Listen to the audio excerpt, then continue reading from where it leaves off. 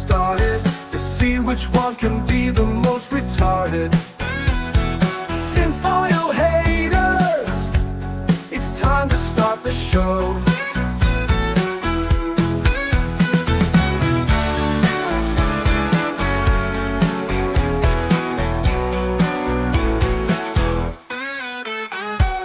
Tinfoil haters, it's time to start the show.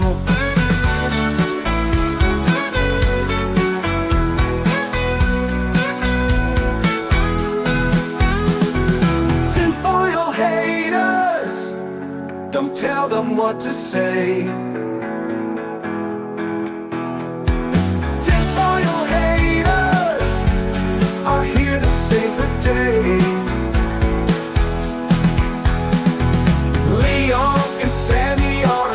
To get started, to see which one can be the most retarded.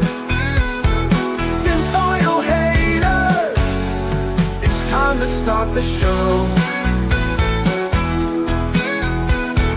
Tinfoil haters, it's time to start the show.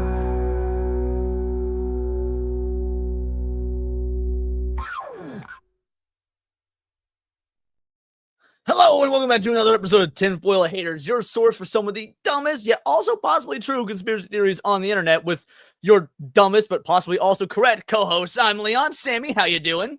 I'm doing great, bud. It's good to be back. It is. We took a week off because that post-election week was just, there was a lot going on. So many conspiracies probably were in the process of coming true that we sort of had to parse through things. But we're back in it today, and we're in it with a subject that you actually know next to nothing about. Is that correct? I know it by name only. Beautiful. Well, thankfully, we've got an awesome guest to bring on to tell us all about this or to converse with me about it, because this is actually one of my favorite conspiracy theories of all time. This is actually the first time we've covered something that I truly do believe in 100%. And so today with us, we've got, he's the Captain America of our sphere, or at least he's America's finger.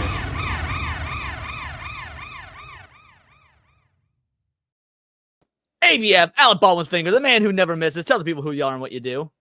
My name is Alec Baldwin's finger, or ABF for short. You may have seen me in chat all over the place, but yeah, I do my own show now on my own channel, Off the Hip with ABF.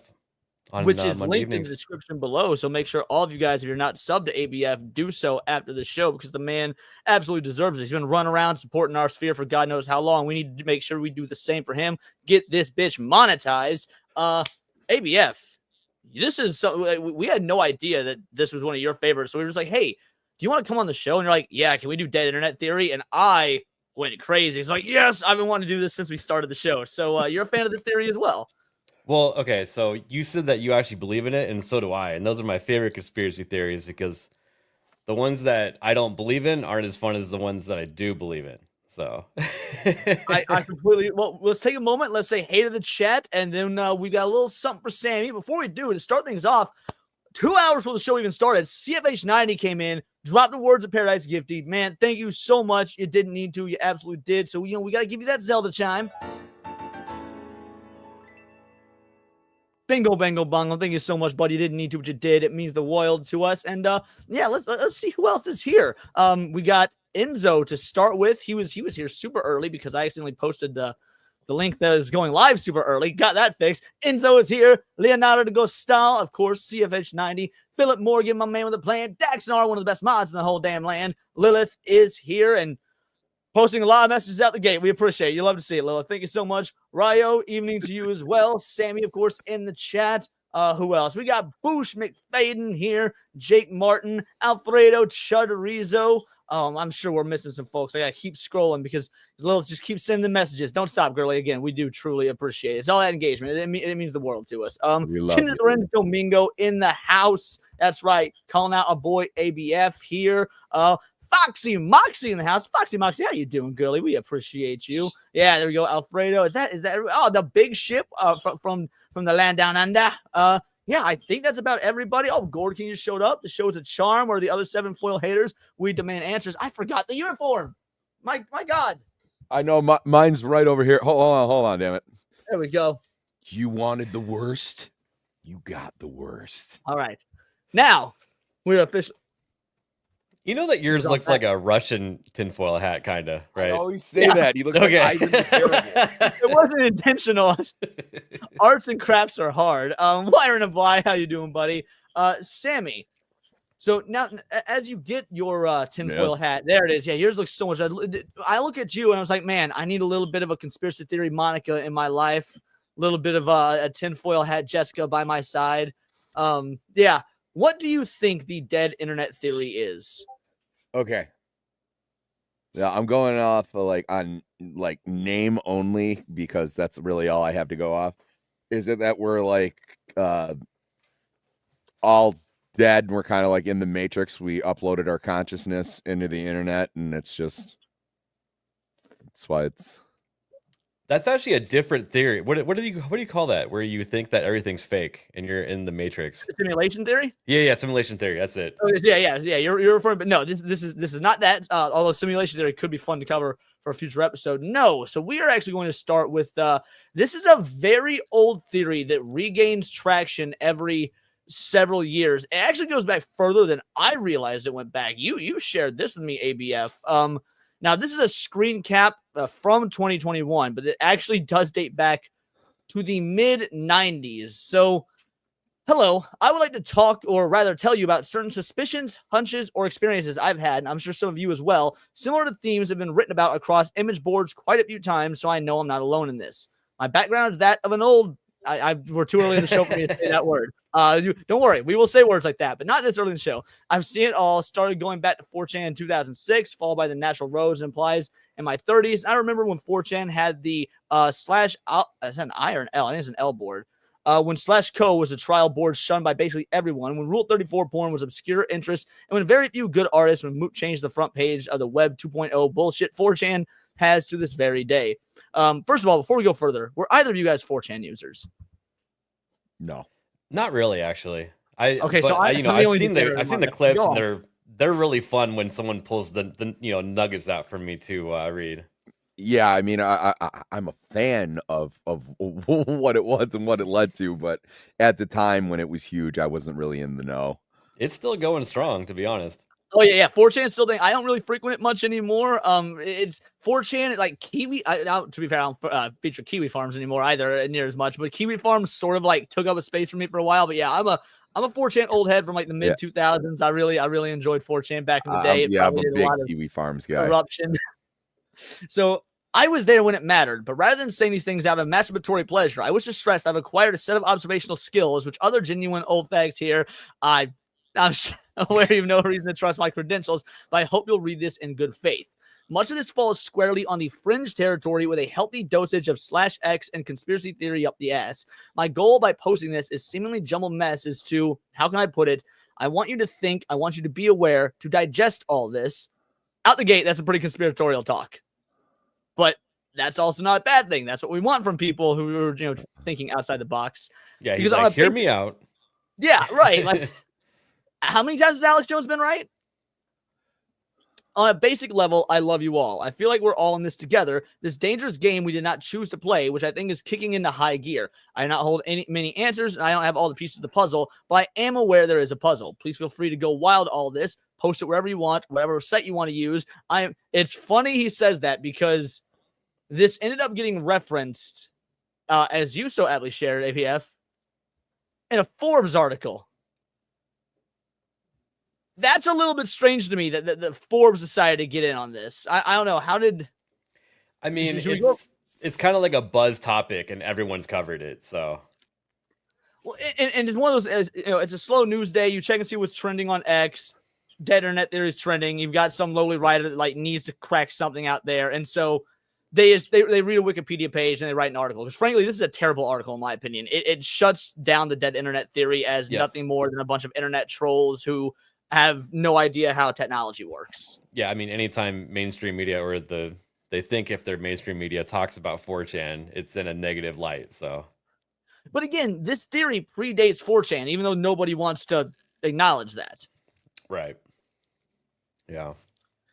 I'm a nobody like you. I've still yet to hear the theory. Oh, Yeah, we'll I know. get to it. Yeah, we're getting to. We need the setup. We need to wet your whistle a little bit. Also, he says I'm a nobody like you. ABF, don't listen to this guy. You ain't a nobody.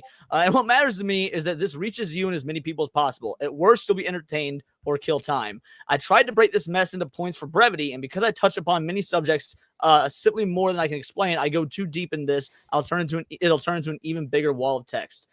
Now, here's the actual more or less thesis. The internet feels empty and devoid of people. It's also devoid of content. Compared to the internet of, say, 2007 and beyond, the internet of today is entirely sterile. There's nowhere to go, nothing to do, see, read, or experience anymore. It's all imploded into a handful of, again, normal fact sites, these empty husks we inhabit.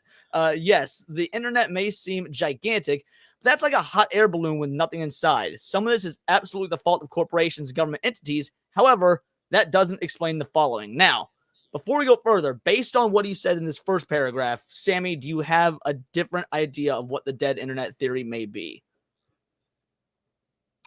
I'm starting to think it's to do with like since like 4chan, like posts like that, maybe they're talking that a lot of things are like generated. Maybe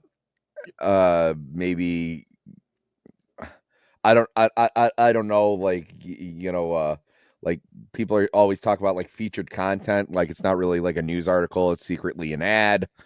But it's starting to feel like there's something in the internet that is fake. I don't know. You're tiptoeing around the point and you're getting really close. So yeah, we'll continue. ABF, if you have this pulled over, why don't you take over for a moment so we can get you some vocal time? Sure. Let's see here. If you want to put it on the screen. I used to be in perpetual contact with a solid number of people. Now, the first point I want to stress, I think, is the strangest one of them all. But I'll continue. With a solid number of people across multiple sites, across the years, each and every one of them vanished without a trace.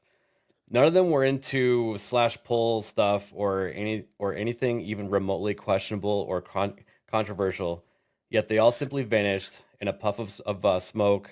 No matter the site, no matter the communication platform, there was no goodbye or explanation. So basically what he's saying is that he's had online friends that have disappeared on him. And like, that's easily explainable in my opinion, like, oh, maybe your friend that you played Final Fantasy with got married and had kids, doesn't want to converse with you anymore type of thing.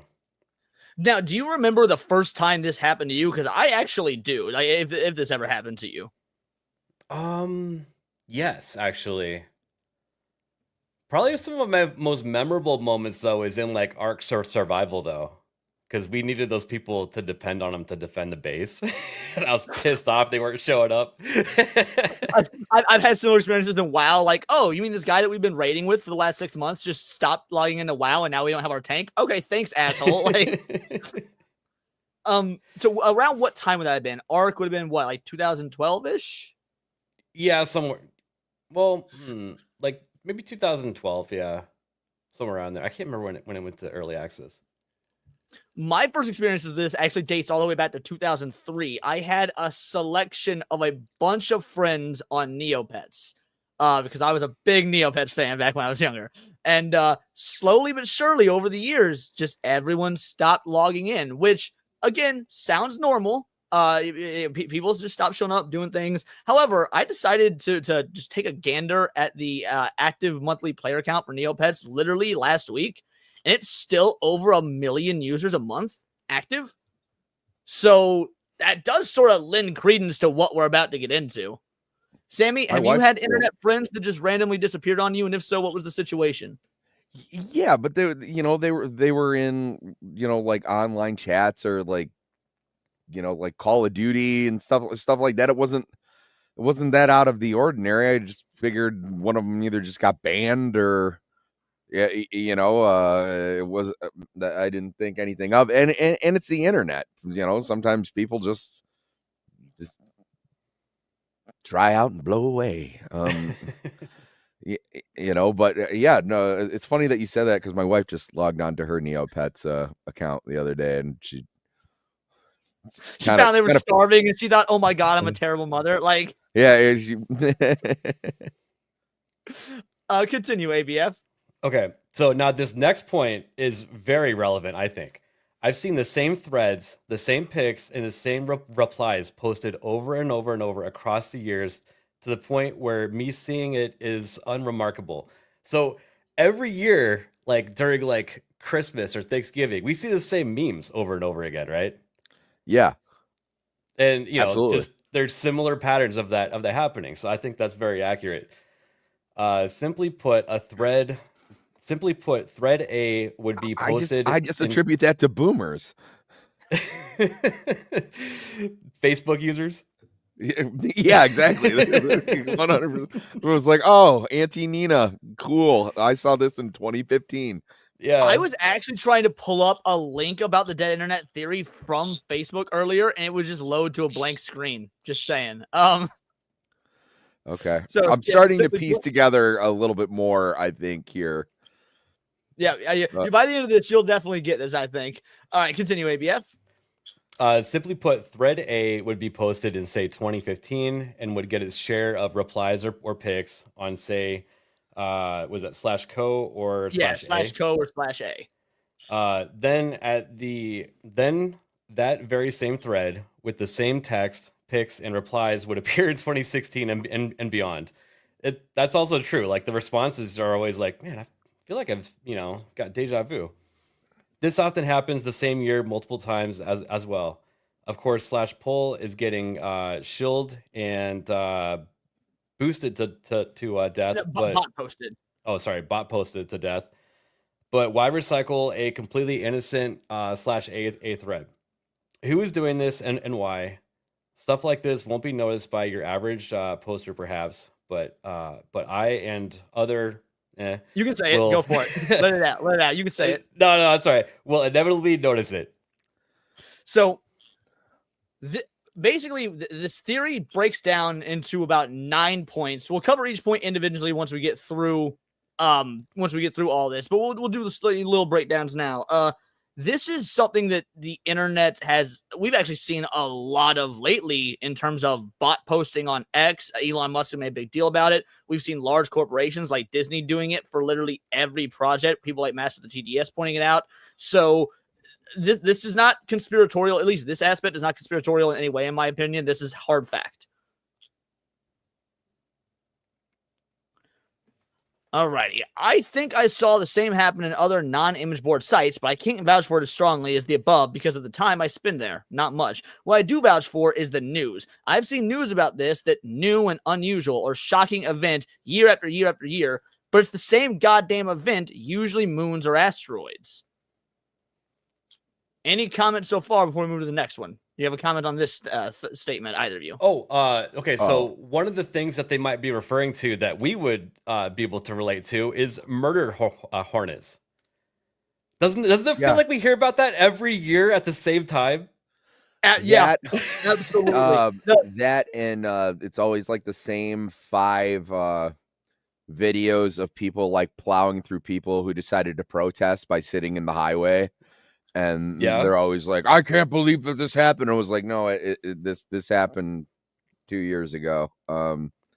I just think the information like cycles that way, and people either didn't catch it the first time, and it's enough where people start commenting again, and you'll see people will give like similar answers because like, it's a programmed response when you see certain things like this. So, if we were talking about like Christmas memes or what we were talking about, like murder hornets, like people are going to say similar things. Like, I'm sure some of them will, well, I haven't seen any, like that seems plausible, but yeah, I think I'm kind of getting a better idea of it. And this is getting more and more sinister as we.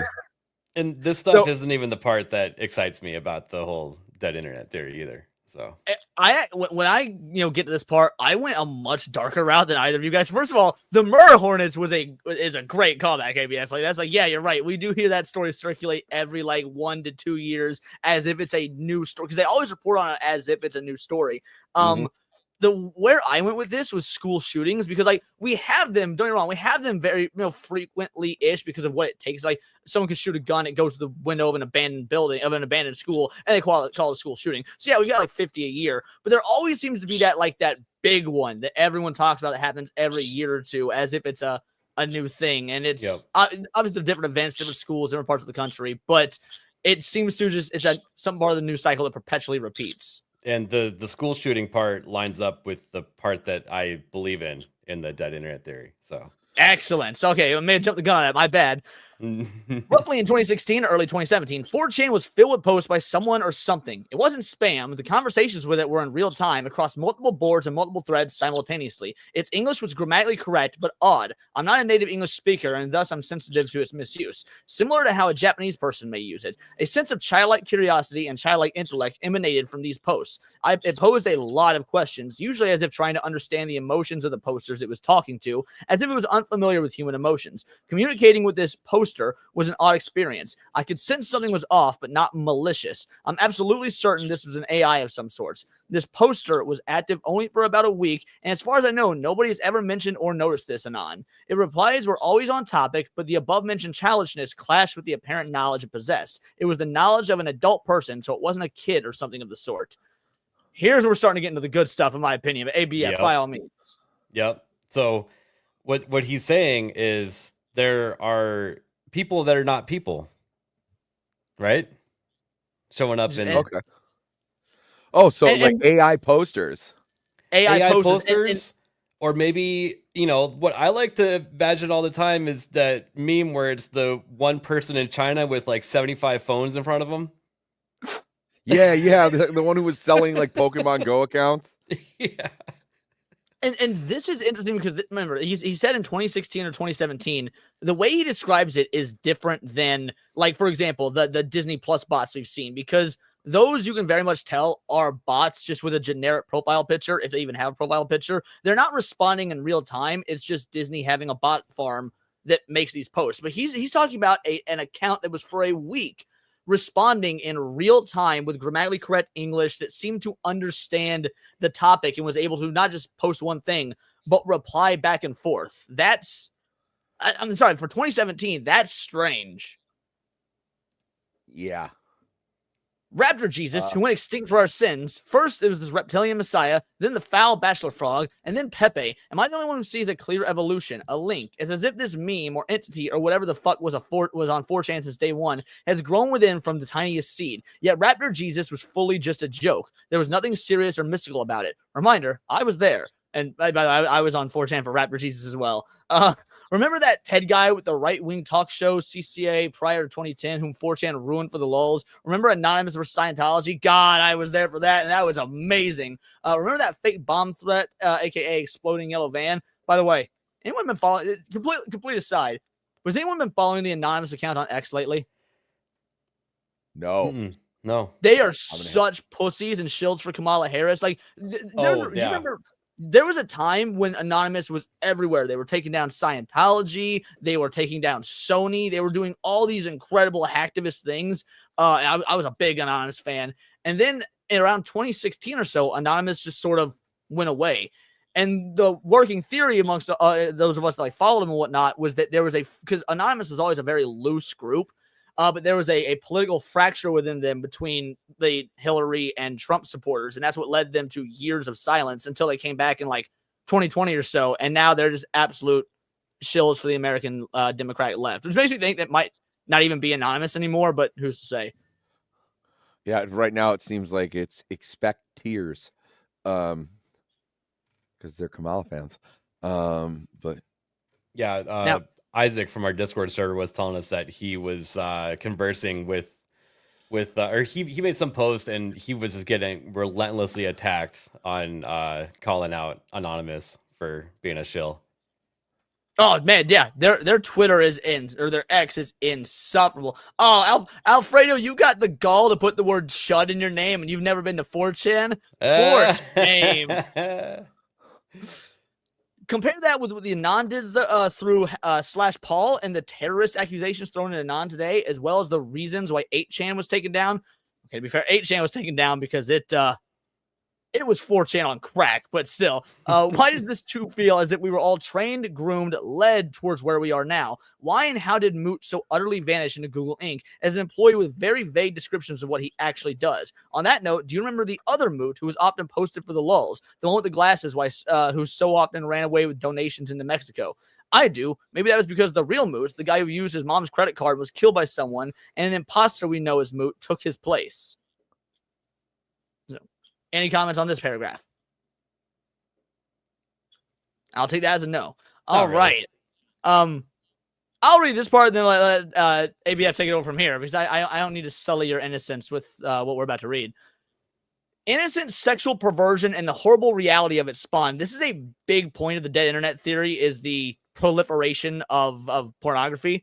Anon is a pervert and always was one. I'm into lolly and feet, for instance. Why is that real life and the real world seem to emulate our sexual interests with a time lag? I wish to be that little succubus became an actual thing that actually happens. Pedo activism is also gradually becoming accepted, as is virtually every fetish that was once either a joke or a fantasy of Anon's. As said, I'm a foot fag. When I become aware of it, a few others were with me. Now it's common as can be, with gigantic number of people who are into it, Kata, with huge mountains of hentai and Rule 34 with it, etc. Why is the real world bent over backwards to accommodate our weirdest fetishes? It's as if everything is going, look, I've created this for you. I made it real, in an effort to keep us within this world. The results of this are devastating to society, to people, to civilization. Simply put, trannies are a thing because Anon fapped to dojins of cute boys in dresses. Once it was an impossible fantasy not to be taken too seriously, now it's a grim reality. Again, it's as if the real world is using image boards as a template on what what to be and what to do.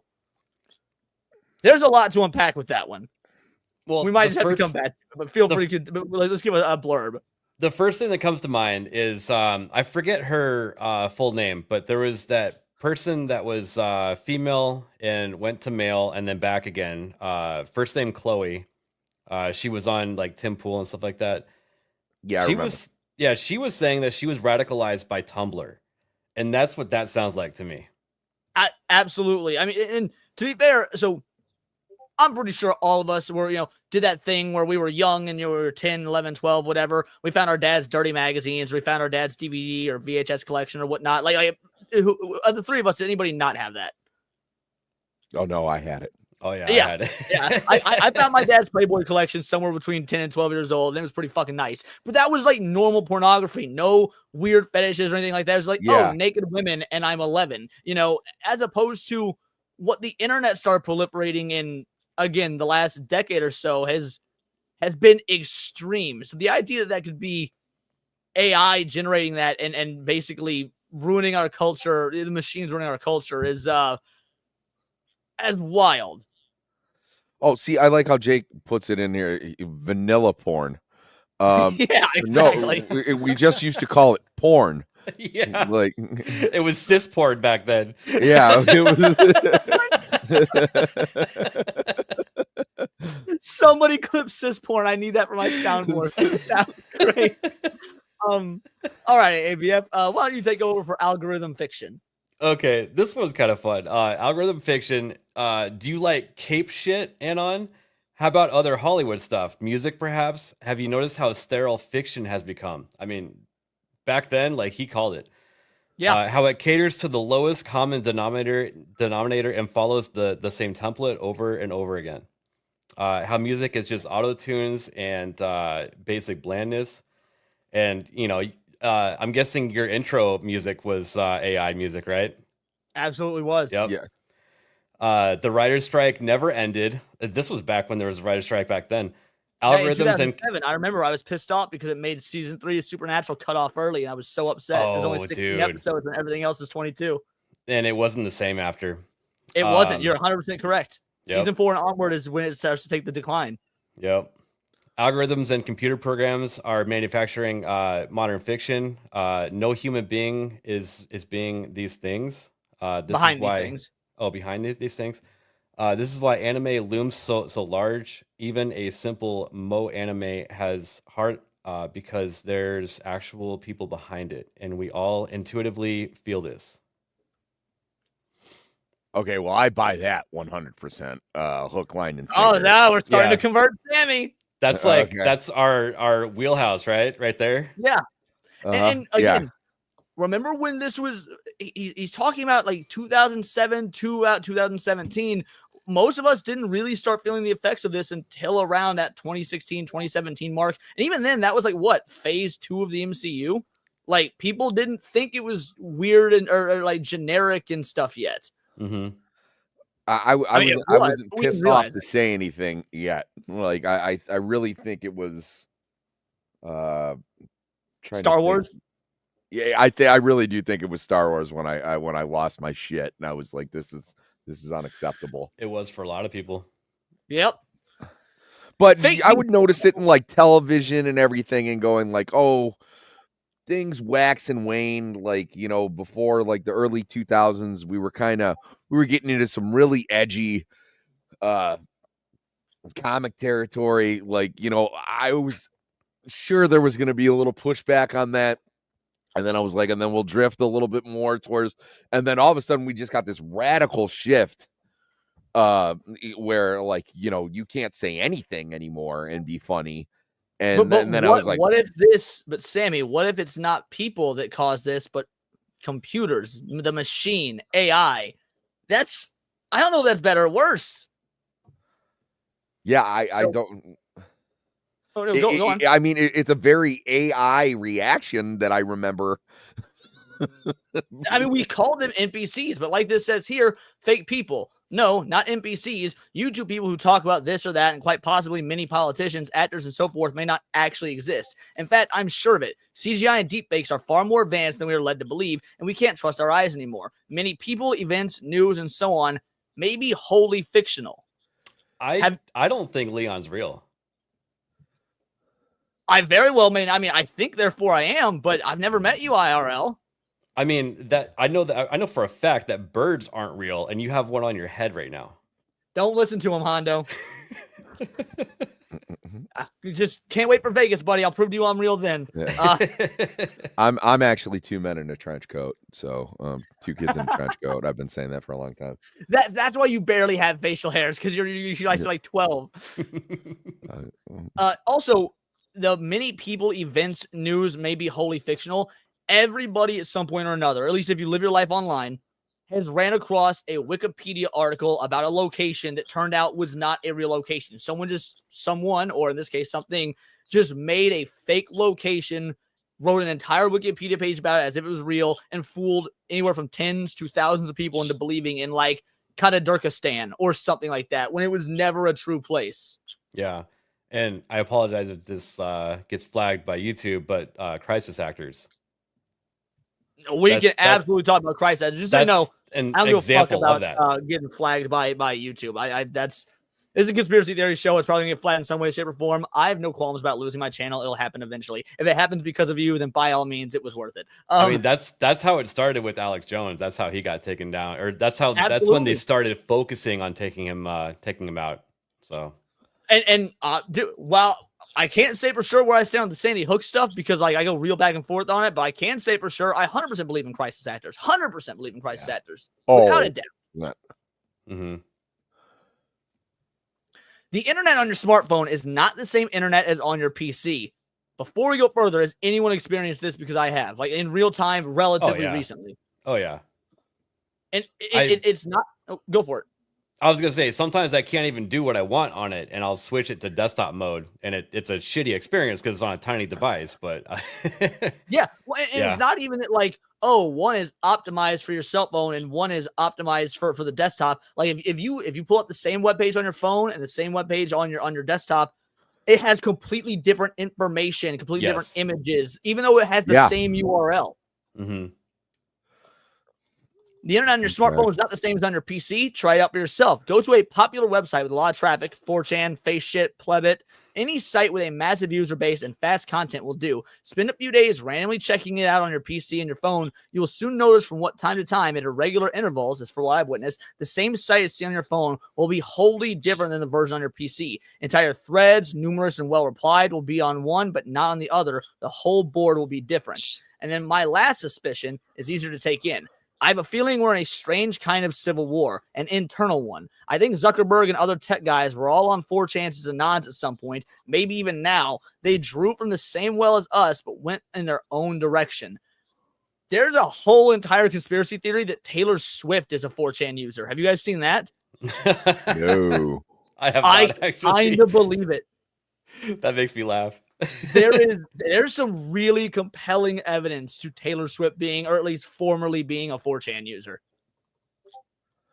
Roughly in 2016 or early 2017, I'm absolutely certain this was an AI of some sorts. Now you're thinking, where am I to, Anon? There's a timeline as best I can see it. 2014, DARPA's lifelong project was canceled. Facebook came into being soon after, and we all know that DARPA literally created Facebook. Like that's, does anyone disagree with that on the panel? No, I don't.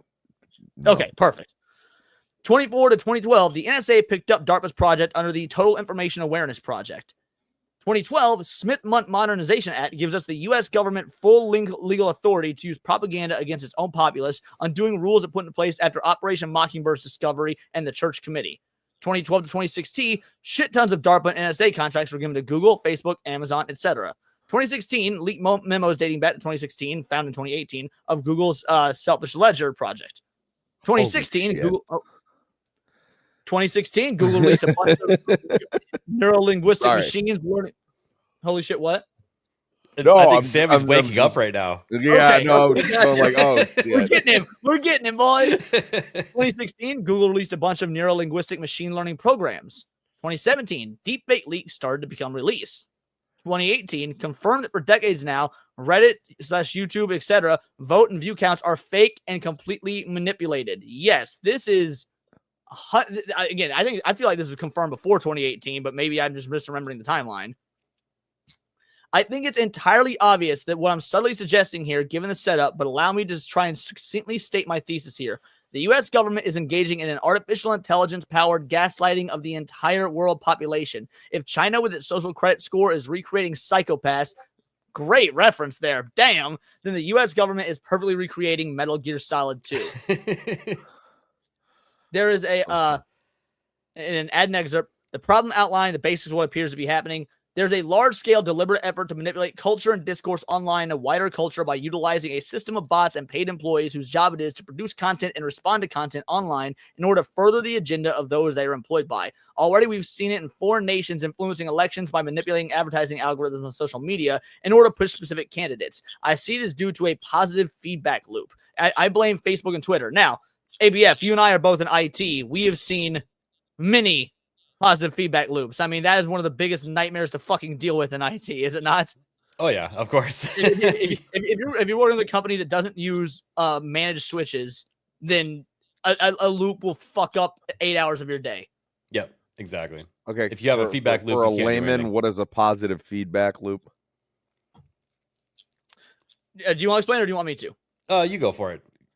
So think about imagine you've got like 6 or 7 or even as few as 2 network boxes, you know, that basically connect all throughout your business building, right? Okay. If you've got one cable that's supposed to, say it's in the first box and it's supposed to go down into some port on the 6th box, that cable gets moved and is put in the first box. So you're just like, it's on port 2 in the first box and it's going over to port 8 in the first box as well. And now you've just got a complete feedback loop. No information is being transported to switch 6. Your whole network suffers, even though it's just one cable out of 120. It's just doing things over and over. I get it. No, so Yeah. you're using like the literal term like feedback, like I would like when I'm doing like sound. Yes, exactly. Okay. Literal feedback. So when you see positive feedback, it was like just sounds like people are just being really fucking nice to each other, man. Yeah. So what I think what he's getting at here when he says it's a positive feedback loop is it's generating positive content that's going to keep us positively engaged over and over so that we don't break out of whatever system is actually behind the curtain. Yeah. So can I do some like spoilers now that like it's more out in the Absolutely. I've been open? waiting. You told me in the private chat that you have a certain example you like to use, and I'm all for it. 'Cause Okay. I've not heard this example, but I have an idea of where you're going with it. Okay, so yeah, we'll start with that one. TikTok was started. That was funny. No. He's not wrong. TikTok was started by actually harnessing bots on their own platform on purpose. So when someone put out a video on TikTok, they would purposely have their own bot farms lifted up with fake comments, fake likes, fake interaction, everything, right? To the point where the users are like, "Oh my god, this is the greatest platform ever. There's so much discoverability and this and that. I'm going to tell my friends so that they make videos too." And that's what primed the pump to get TikTok going. Okay. Okay. So Kick did that something makes very sense. similar. When you start streaming on Kick, it will automatically bot your stream with 5 viewers. That way you feel like, oh, I'm a new streamer and I've already got people watching me. Well, now I'm going to need to keep streaming and build that audience. You got nobody fucking watching you. You have, I mean, maybe you told a buddy and they're watching, so instead you have 6 viewers. But no, you automatically on Kick, at least the way Kick first started, I don't know if it still does this, gives you 5 bot viewers out the gate. exactly. So Yeah, using that, imagine expanding that to the entire internet, to where maybe half of the interactions online are just run by the CIA. How many arguments have you gotten into with some rando on X because they're being retarded politically, and now think there might be a solid 50 to 80% chance you're arguing with a fucking robot made by the government? I've called people out. I was like, recently I've gone like, I'm pretty sure I'm arguing with AI right now, and because like it's just like what we were reading earlier, where they were like, oh, the response. I was like, yes, all the words they responded with were English. But like you couldn't have misconstrued what I said that hardly, or you're just being disingenuous, or you're not a fucking person at all. So it was like those are the only like 3 options. I mean, you could be, or that you are that retarded, but I was trying to give him the benefit of the doubt. But like, yeah, there was point blank, like I threw my hands up in the air. It was like, this person has to be AI. There's no way.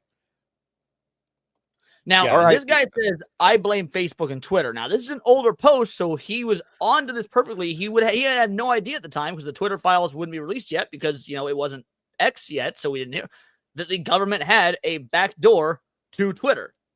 So blaming Facebook and Twitter, and obviously it also came out that, of course, the government had a backdoor to Facebook as well, but they've had a backdoor since literally the very beginning, since the government effectively created Facebook. The internet is a fast way to get info, and that info is what moves the mind. And the thing is, the mind likes recognition. When the likes were introduced without negative feedback, they create a copy feedback subconscious that made it only so positive opinions were to be propagated, also accepted, and in a way, negative opinions to be obsolete. Now everyone is too cowardly to have an opinion, so they copy others they like. They are more likely to follow trends and say what others said. You can also see it with the paranoia of always wanting to listen to experts. The fastest feedback system of the net created a human obsession to be in with trends. Getting away from it makes so you always feel like you're missing out. To play it safe in a trend is more easy, so you can copy what is already accepted. In fact, how many people do we see in this sphere doing this? How many of us are actually care about, talking about wokeness in comic books versus how many are hopping on the grip because there's money to be made by getting those fucking clicks from talking about how Spider-Man shouldn't be a homo?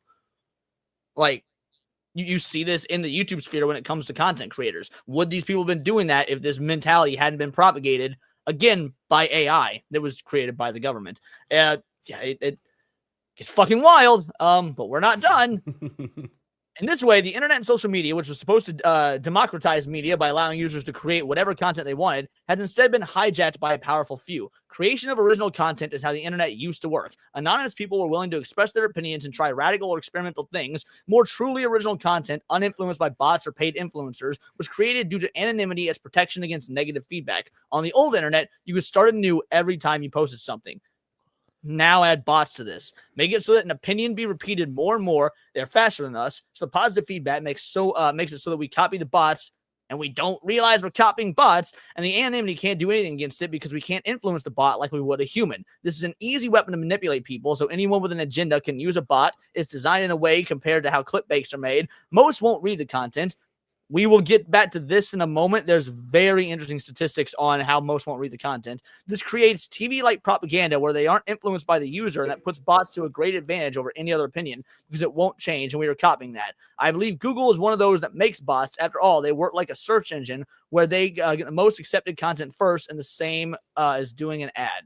And that is, I guess we'll read the conclusion. Yeah, we can get to that in a bit because I've got some points to go over. But now that you understand the dead internet theory, what are your thoughts? ABF, give us your opinions as well. We'll hit the chat for some commentary, and then we'll get into some other stuff. I feel like Sammy's about to hyperventilate. Get it out. Yeah, no, this is totally fucking true. There's no way that this is not true. I've experienced shit like this before. I've wondered about this without knowing that there was like this whole theory behind this. When you said, I think about this all the time, so do I. I just didn't know that it was called dead internet theory. I'm completely on board with this. And the crazy thing is how far back it goes. Because again, people were talking about this in the mid 90s. This post seems like it's referencing the mid 2000s, but this dates back to the mid 90s, and it resurfaces ironically enough, because they're talking about how certain trends and mimetic theories get reposted. This also gets reposted every few years, and it brings it back to the public consciousness. It's actually a victim of its own theory. It's kind of and that calls it out being recycled. Oh, well, ABF is robot, and he'll be back in just a sec, folks. Shit. There we go. Now you're back. Okay, anyway, continue. Good. Okay, one thing I wanted to point out is, you know how we're always like, that person's an NPC? Imagine, that's like always one of my thoughts. I'm like, maybe this is one of those dead internet, bots that I'm just arguing with, that's, just putting stuff out. I called him out. He never responded to me. Maybe it's just a bot. You know what I mean? So. It happens all the time. I got to take a moment. Big Ship. Homie, what are you doing? Coming in with 20 words of paradise gifties. No, you didn't need to do that. Thank you so much. Well, for that, we got to do something for you. We have to play some metal. ABF, do you headbang? Sure. Great.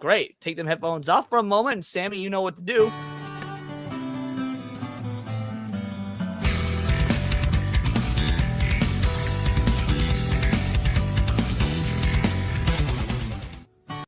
Bingo, bango, bongo. You did it. You didn't need to, but you did. Thank you so much, Big Ship. It means absolute world to us. Thank you. Apparently a lot of folks like hearing about dead internet theory. I wonder how many of those memberships went to bots. Is that a curiosity to any of you? Well, if I could guess, maybe about 50%. I would honestly think the same thing. Anytime memberships get gifted to, and to be fair, there's an element of personal choice here, but we'll have these streams where we'll get 10 people who they'll give 5 memberships at a time. So one stream we'll get like 50 to 100 new members. I'll post an update to the Discord link. 20 people may join. Now, don't get me wrong, there might be other people that don't know about it or don't have Discord. That's totally valid. But with the sheer amount of memberships that have been gifted, juxtaposed to people that actually join the Discord, it makes you wonder how many were bots. Yeah. So when I go, hey, everyone here should go to my channel and hit the like button. Everyone, even if you are a bot, still do it. So that even the bots can at least get you over 500, so we can get you monetized. That's important. Yeah. The watch time will come later, but let's get the bot. Use the bots to at least get Sammy monetized. Jake Martin, yes. I'm not a bot, but I don't play one. But I play one in chat. ABF doesn't give me memberships anymore. Now it's just dad jokes, endless dad jokes, endless. Rip. He really liked that Hispanic joke that I gave him earlier. I fuck it, dude. And the fact that you always do 69 for the dad joke is like a cherry on top. I adore it.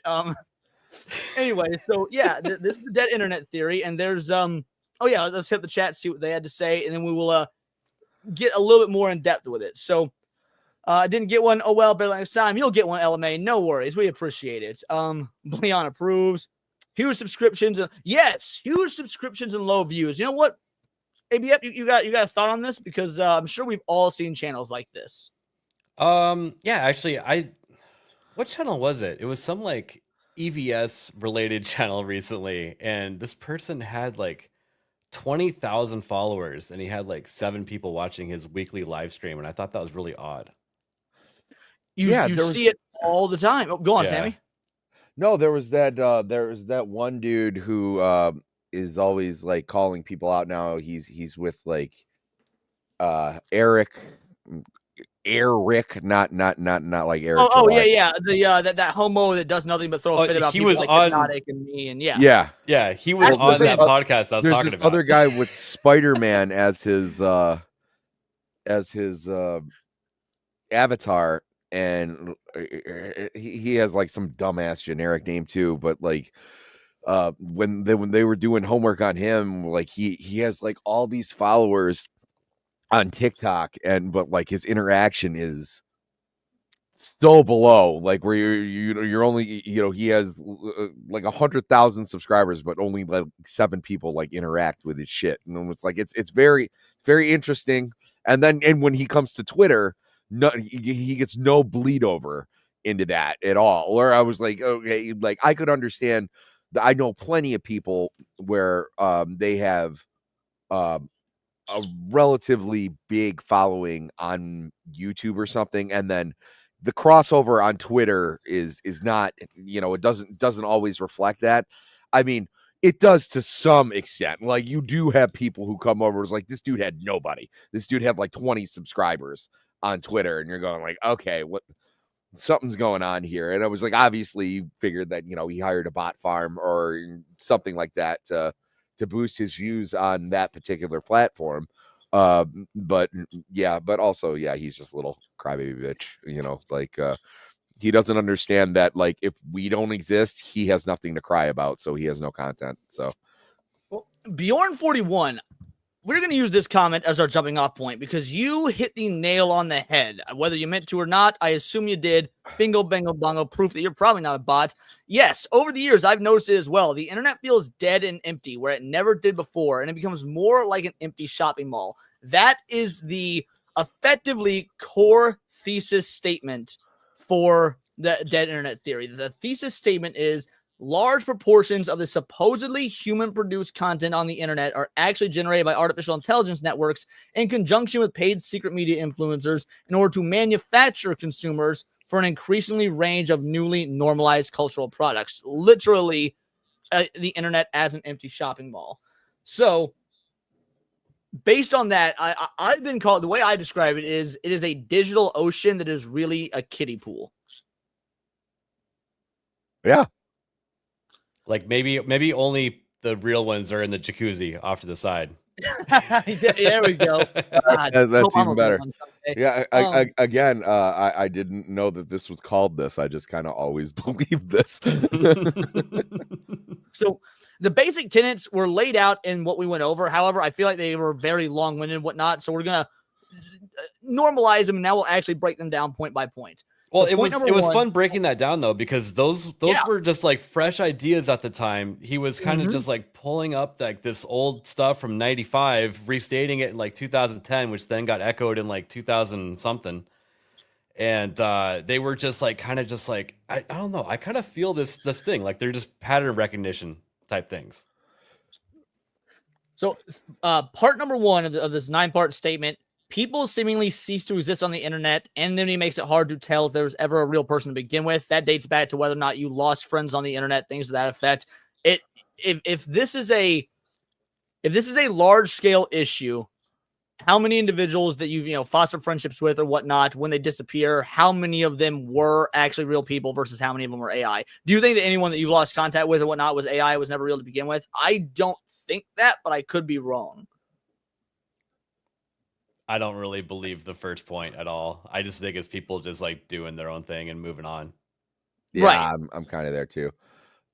Now, this one, content is repeatedly recycled from the same memes and photos circulating year to year to the same ideas and conversations never ceasing, talking points never ending. I have a visual aid for this one. Okay. And I'm using I a website still that stand is by my visual initial aid. statement that it's just boomers. No. Here's where I think I might convince you otherwise. Remember them? Oh, I love These rage them now. faces. Rage faces are the new like Soy Jack, NPC. Like this is a whole new generation of individuals on the internet that effectively created the meme culture of yesteryear. The idea hasn't changed whatsoever. Okay, but things evolve, you know, like I still see the same things. It was just like, oh yeah, it's that, you know, it's still rock and roll to me. Like I get it. But so if you say things evolve, do you look at these two and see evolution, or do you see just a lateral move? Because I see a lateral move, even though it's been 20 years, give or take. It's a lateral move, but I would just kind of lean more towards people are lazy and uncreative, and it just turned into something slightly better. But why are people lazy and uncreative? I don't know. Maybe because 50% of the internet they're interacting with isn't real. Bingo, bango, bongo. That's what I thought I said. Yeah, real people clearly made these memes, but they're basing their mimetic culture off of what isn't real. Because I mean, think about like Data from Star Trek. He could recreate the Mona Lisa to perfection, but he can never create new art. Yeah. Okay. Oh, just to reinstate something really quick. I don't know if it's 50%. I don't know if it's 40%. I don't know if it's less. Maybe it's 30%. But I think that there is a percentage of the internet that is fake. Oh, absolutely. Now, when you say fake, can you define fake real quick? Just and then Sammy, you can get your point. My bad. Harnessed to use against us. Like they're trying to get the casino edge to try to push culture and politics when it doesn't want it. And when I say it doesn't want it, I mean the people that is being pushed onto don't want it, and the normies need that little tiny push, and there's like, all right, fine, we'll let that happen. Hook, I could be the one that's incorrect here, but I think you're wrong. I think Elon said 20% were real and 80% were fake. If anyone wants that, check me on that. I think on Twitter, it was, I mean, there were different articles all over the place, but it was anywhere between like 11 and 20% is what I remember him saying, or what was like found out that were bots. In fact, if you want to share my screen really quick, I actually pulled up some examples. All right, I'm gonna share I would love to. This person started following me yesterday. You get these slut followers too? I get 4 a day. I just wanted to point it out. Like, maybe it's someone in China with 75 phones like I was talking about, or maybe it's something different. I don't know. But these are not real people. And I got this one too. So, and I have at least 100+ of these following me. And whenever there's a bot purge, that's where all your numbers go when that happens. So, yeah, I was literally last week, I went from like 1,200 followers to like 1,160 or something like that, like a notable amount. And don't get me wrong, I'm not bitching about it. If I'm losing followers because they're purging bots, I'm A-okay with it because I don't want these. I will get multiple messages in my DM a week of like, do you want sexy pic now? View photo. Like block, report, the whole nine. I'm hoping, but I've been doing that for 6 months and the bot problem is still there. So I don't know that there's a way to fix that. That was something that Elon really like campaigned for when buying X, but yeah, I don't see a change so far. Now, point number 3 is similar to point 2. The same news story is constantly showing up. So this goes beyond images, goes beyond memes. Same news story showing up. It's not the literal same, but it's in the same vein. Again, we talked about the murder hornets, or another one that I wrote down that I'd forgotten until now.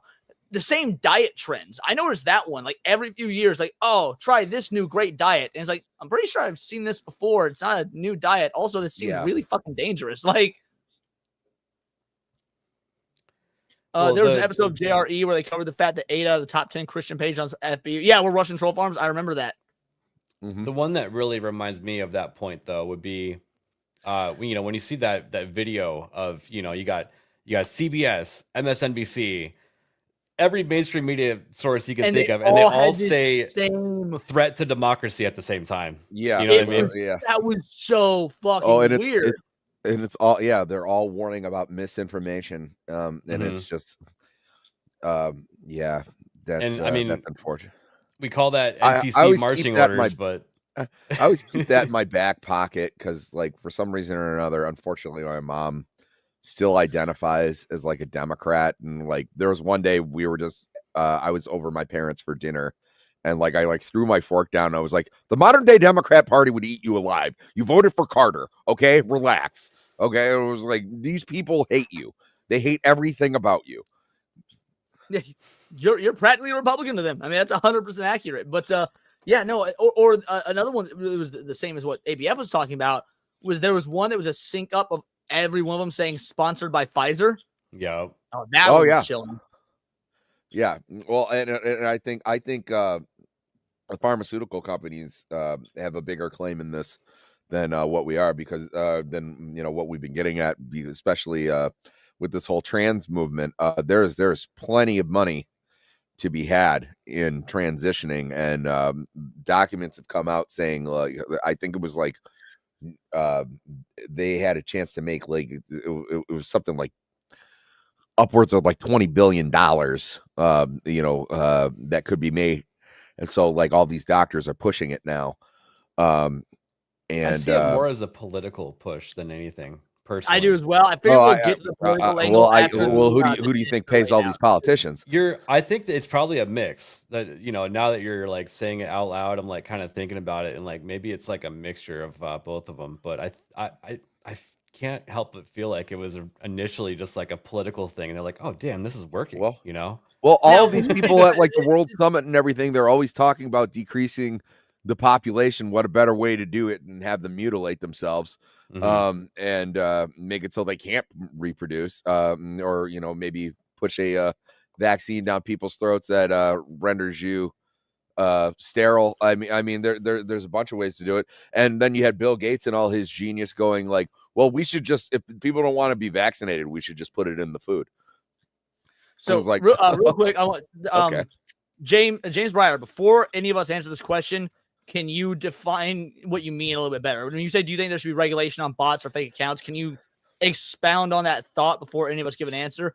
Now, as far as the political side of this, we were actually talking backstage prior to the stream about how, depending on the source you use, people will say, oh, the dead internet theory, it's a tool for the right wing, and others will say it's a tool for the left. I mean, I assume it's a literal tool for the uniparty, but I would love to take your guys' thoughts on it as well, because I think it's used by the left more now, but I don't know if that's always been the case. So I'll open floor. Go ahead, Sammy.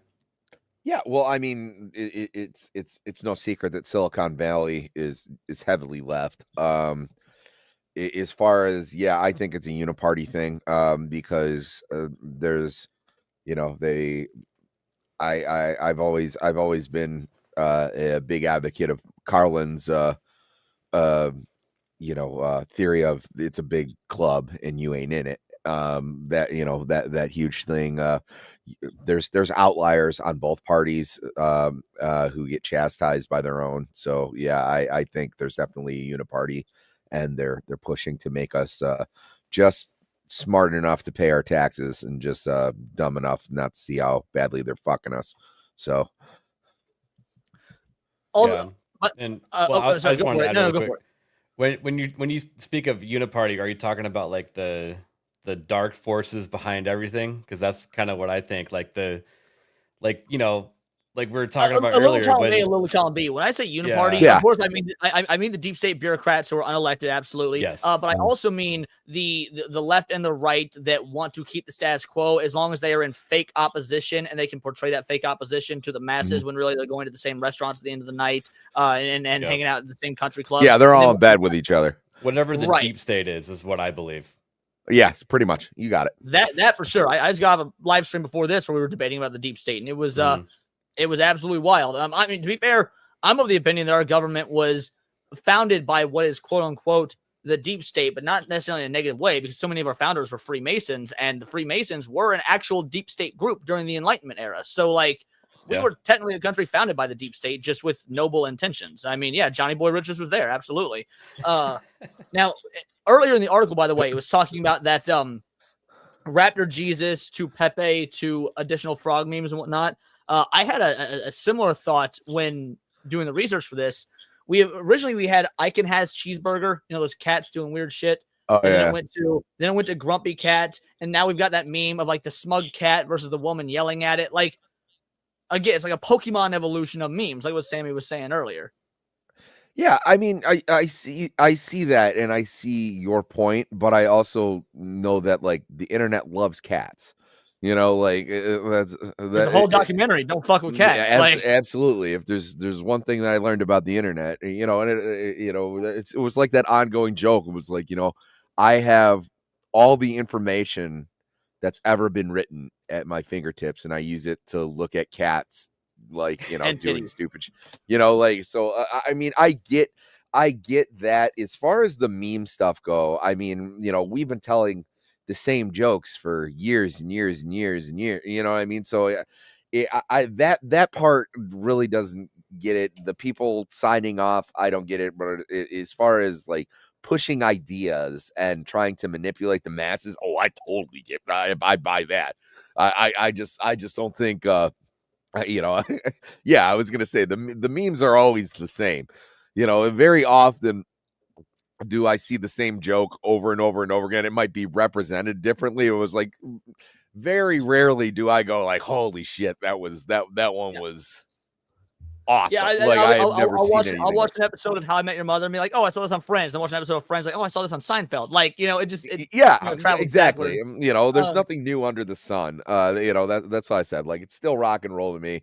It's very much,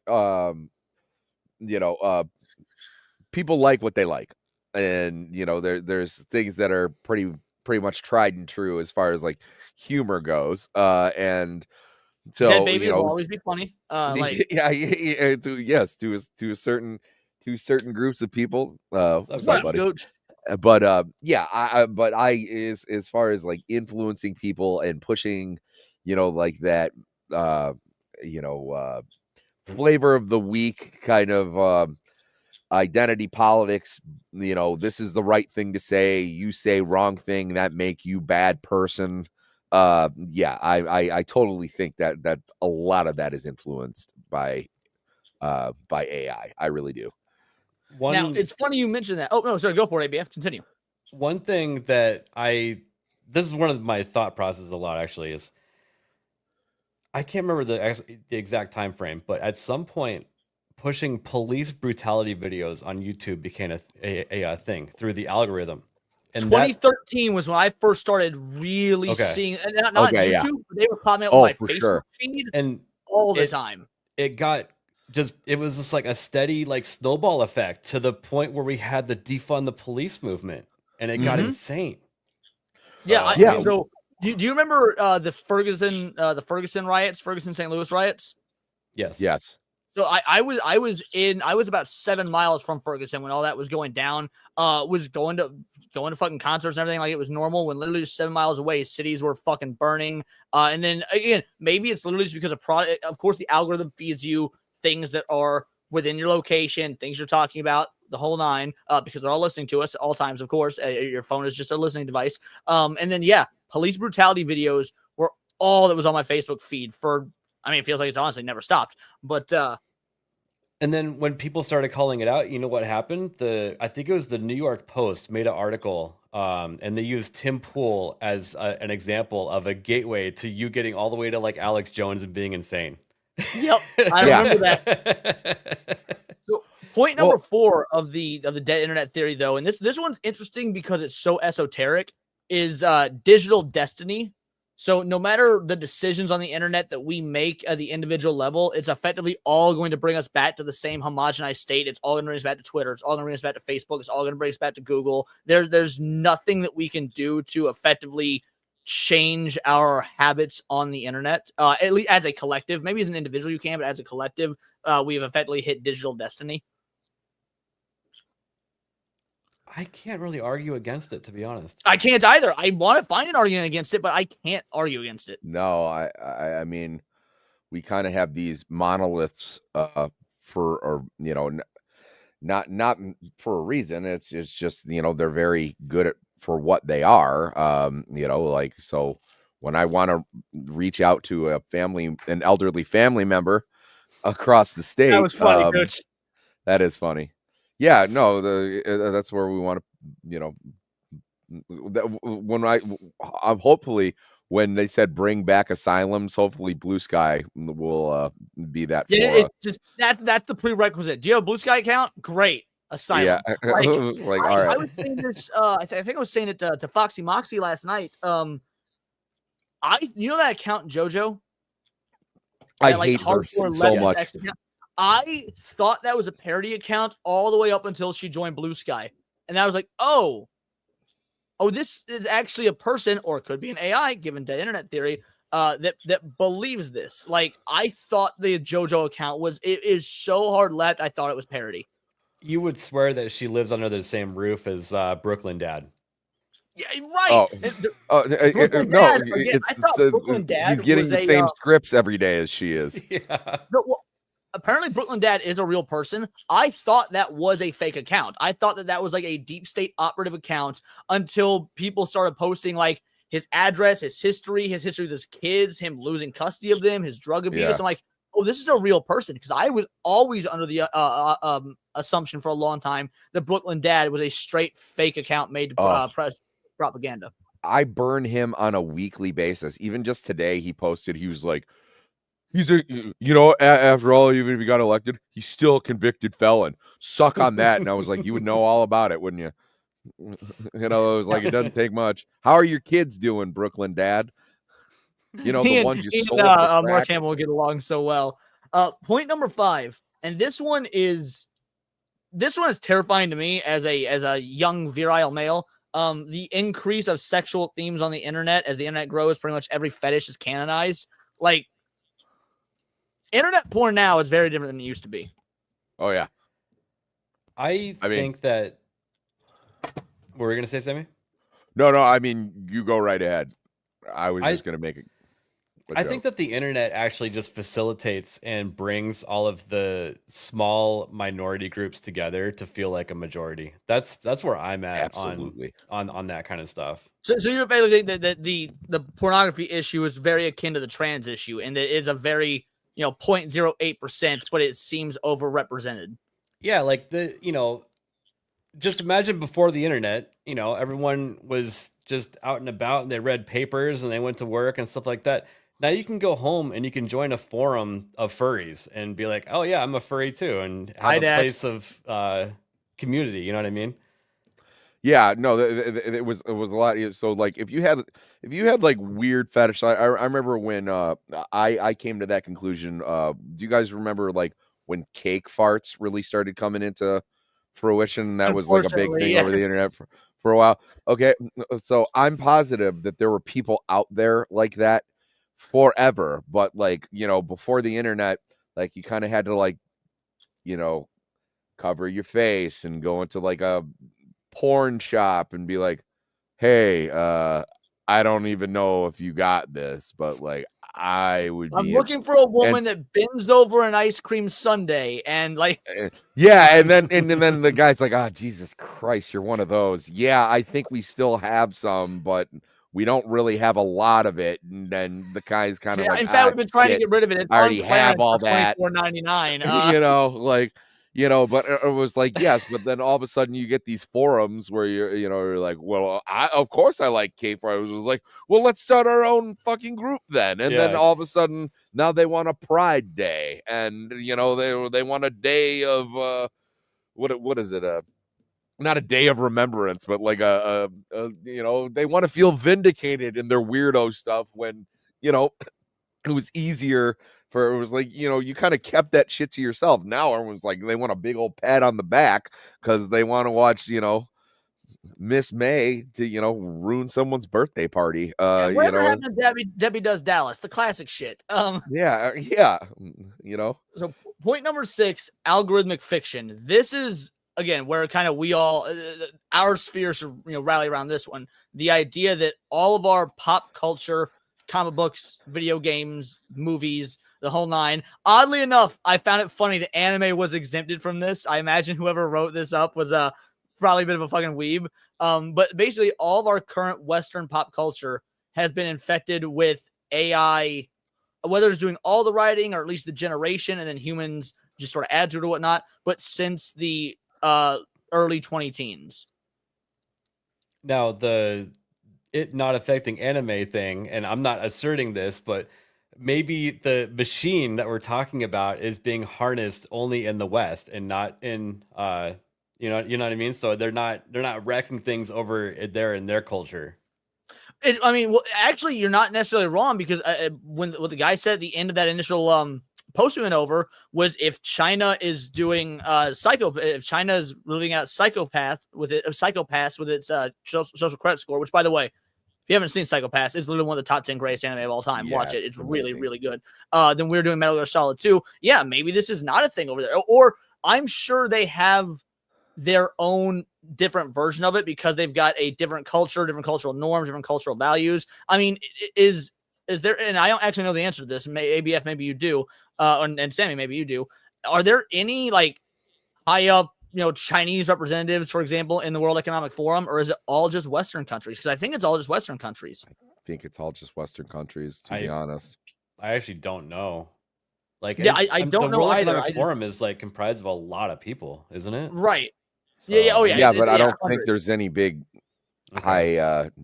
Like, to be fair, it'd be really fucked up to be a communist and be part of the World Economic Forum. Just throwing that one out there. It'd be a bit of a misnomer. I don't know. If I was Xi Jinping, I'd still send a emissary over there to try to, rub shoulders with them. That's true. Yeah, I can really get behind this one. Even if it's not just this weird woke, hey, make everything gay stuff or whatnot, take Miles Morales, for example. He got his own Clone Saga. We saw the Clone Saga of Peter Parker in the 90s. Like, either somebody at Marvel is really that lazy, or AI can only copy, because people have to remember how AI works. AI can only look at all the available information and find ways to effectively copy it and put its own lateral spin on it. Thank you, Mo Zamboni. Mo Zamboni says, I agree with the bird. We'll give you a clip real quick because you absolutely deserve it. Let's see. What's a good one? Oh, since we were talking about Xi Jinping, let's do this. No one. offense, but it sounds like some fucking commie gobbledygook. There we Such go. a good clip.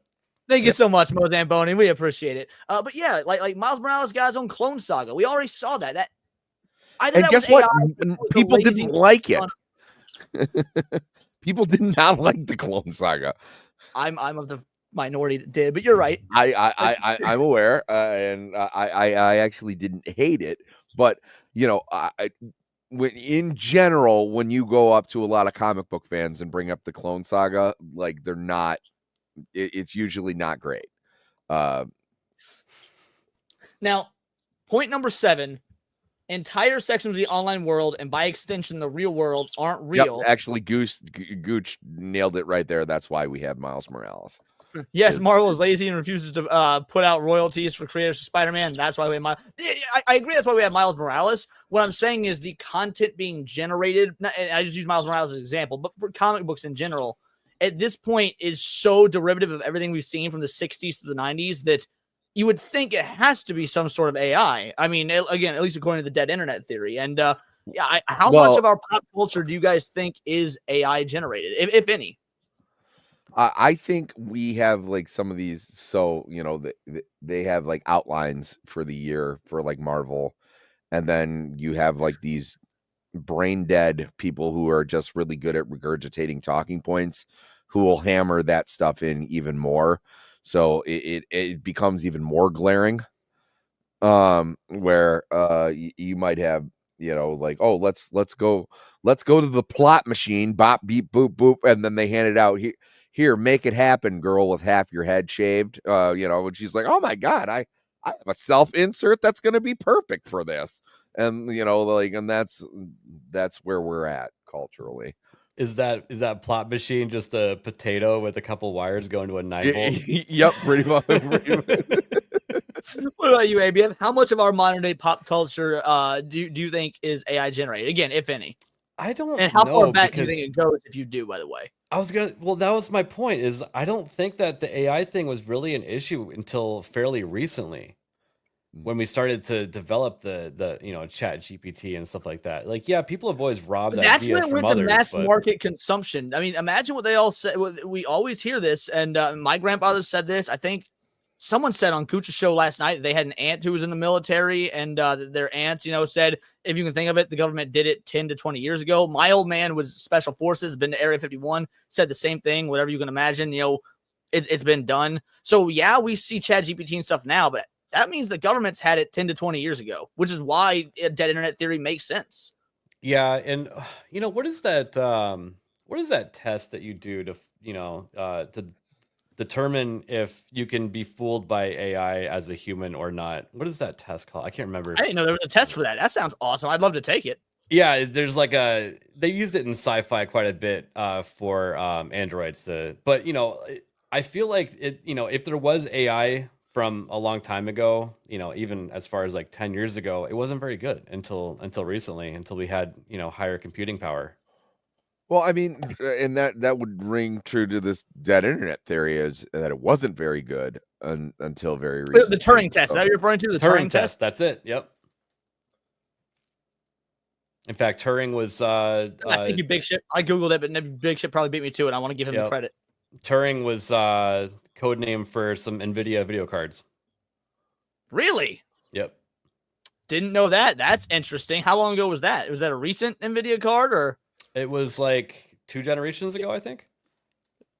I mean, because to me, that's the equivalent of voting machines being named fucking Dominion. Like, that's ominous. It might not mean anything, but it might very well fucking mean something. Like, yeah, I can't remember exactly how. I feel like it's 2 generations ago, 2 video card generations ago. So, yeah, point number 7 is entire sections of the online world and by extension the real world aren't real. And you had mentioned this earlier that there's things that you just flat out do not think are real when it comes to the internet. Now, I want to make sure I get the statistics right, so I wrote them down. All right. Here it is. So we all know what the deep web is. Well, first of all, what do you guys think the deep web is? The deep web, I mean, it's basically just it's just like a segmented part of the internet where all the crime happens. Is kind of the way I picture it. Sammy, what do you think? By the way, ABF, you're not wrong, but there's far more to it than that. Oh, Sammy, I'm sure there is. Yeah, I mean, there's the criminal aspect, but it's just kind of more of it's the shadiest part of the internet, so to speak. And it was like things that you can't find on safe search. You have to go out of your way to get there.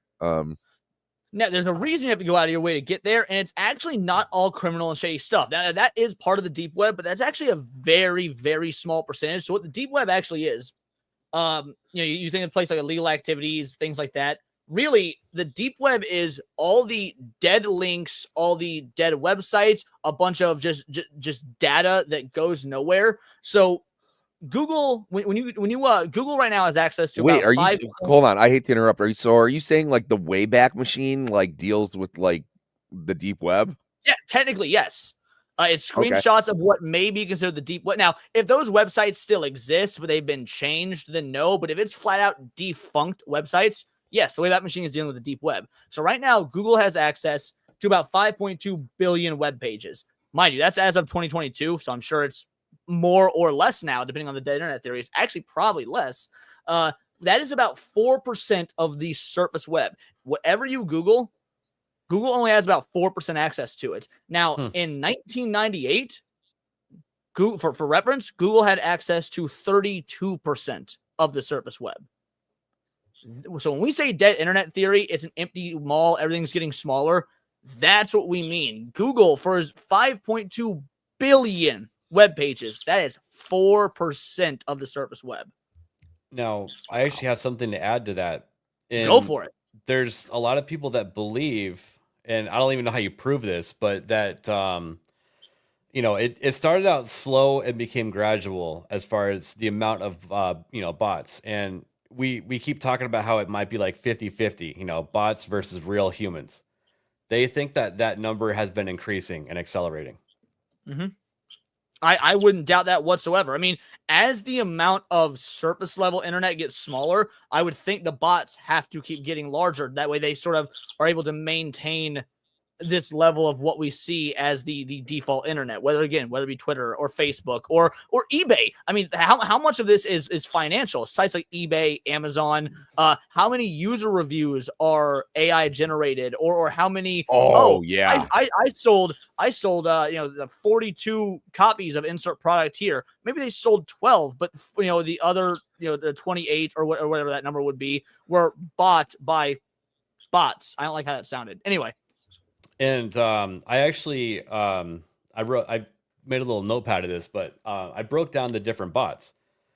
So one of them is bots for money, which is what you speak of. And I think that there are a certain amount of bots out there that generate traffic, and Facebook has admitted to having a bot problem, but they let it happen because it increases their revenue based on how many ads that they sell. And for some reason, isn't this one of the things that Zuckerberg had to actually admit when he was testifying? I think I remember this story. Where it's ridiculous. Yes. Well, it's ridiculous because when they asked him, they're like, "We think that something like 80% of your views for ads are actually bot generated." And he's like, "No, it's more like 60%." And people were like, "Well, that's still fucking terrible, Yeah.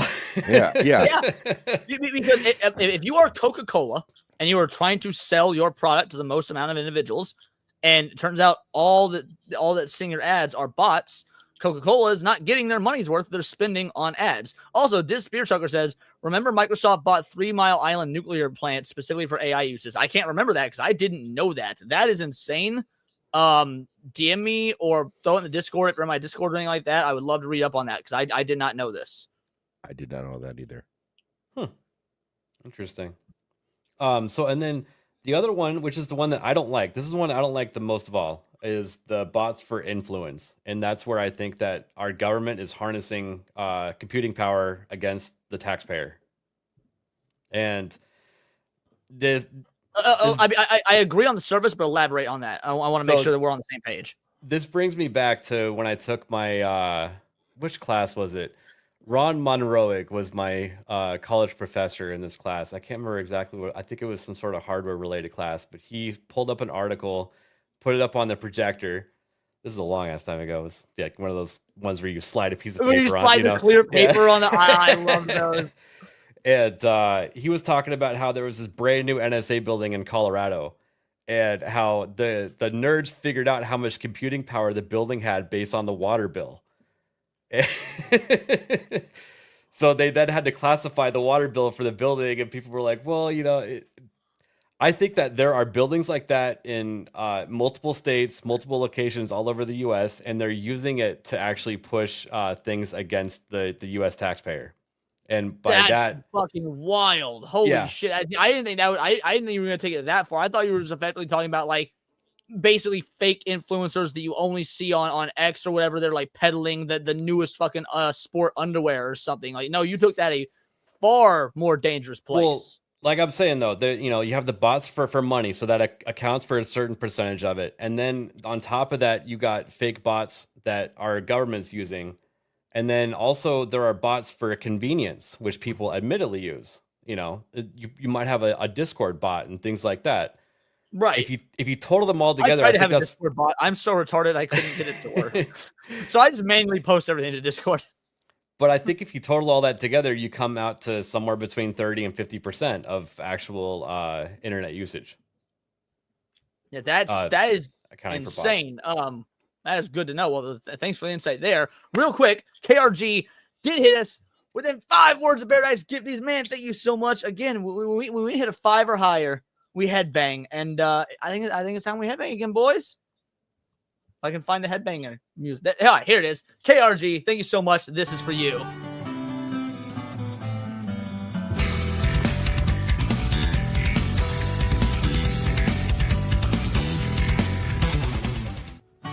Bingo, bango, bongo. Thank you so much, my man. You didn't need to. You did. It means the absolute world to me. I do truly appreciate it.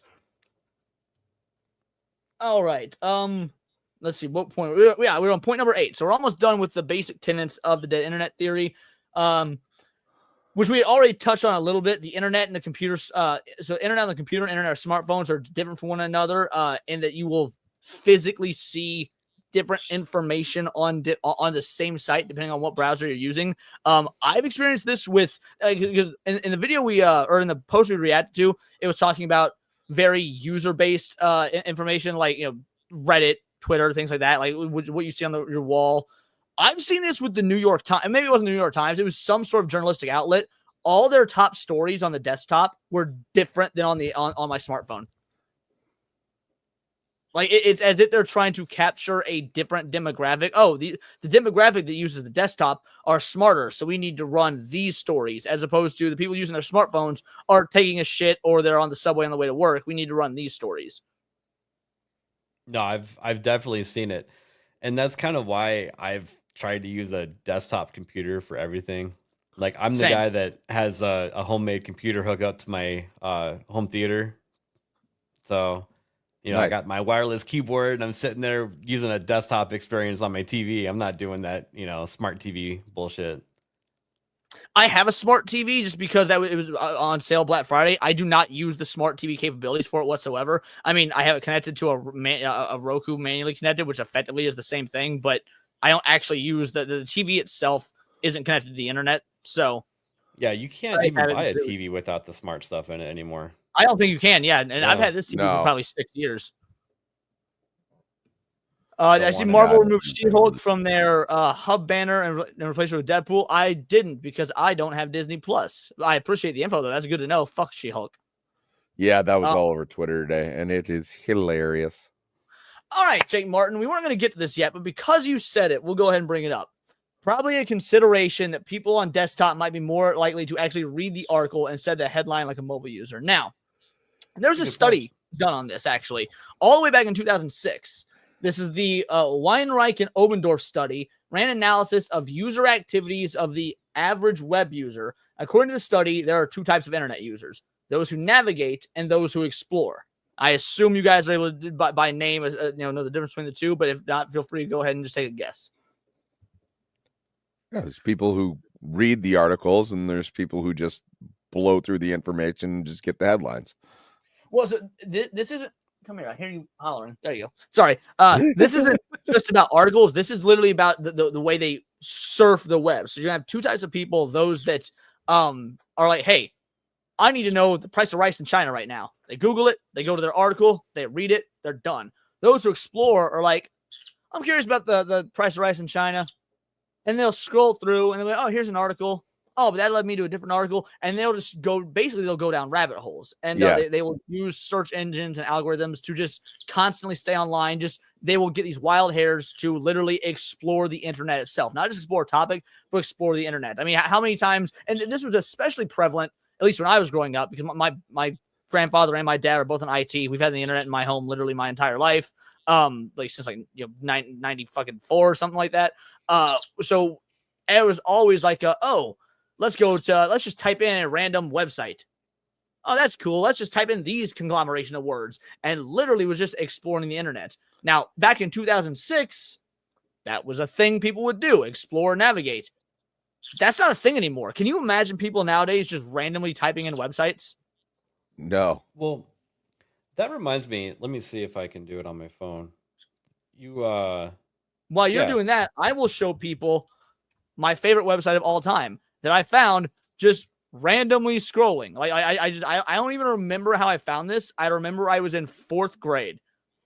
So if you go to one side on your phone, it brings up a news feed.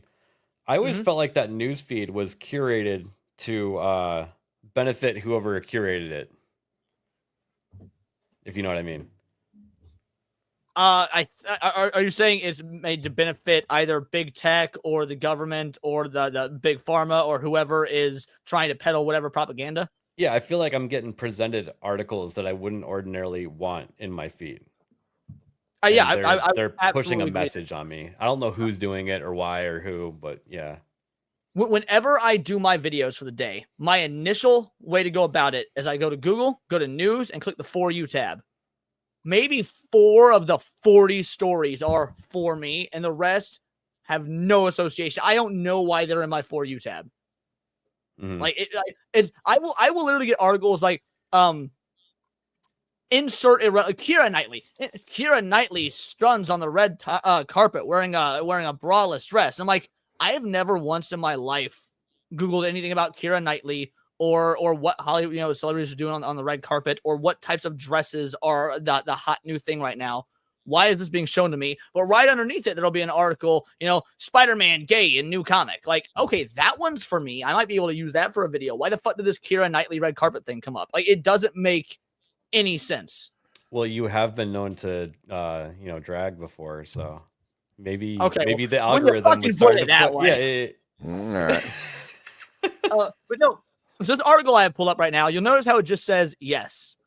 This is CaliforniaOnFire.com. Yes. I've been going to this website about once a month since I was in like 4th grade. It always has looked like this. Throughout this, it always is updated whatever time you hit the website. It always says yes. You don't fucking find a website like this unless you're just doing stupid shit on the internet. Yes. True. Like, Keira Knightley, you say maybe they mixed Leon's feet up with mine. But back to the study about navigate versus explore. So now we're in 24, 25. Okay, so there was a part of that study being done. Actually, I've got the article pulled up on this. How there was a juxtaposed article about how the people use the web, not just navigation for exploring, but when they're using it, what are they actually doing on it? So how users read the web. In research on how people read websites, we found that 79% of our test users always scanned any new page they came across. Only 16% read word by word. A newer study found that users read email newsletters even more abruptly than they read websites.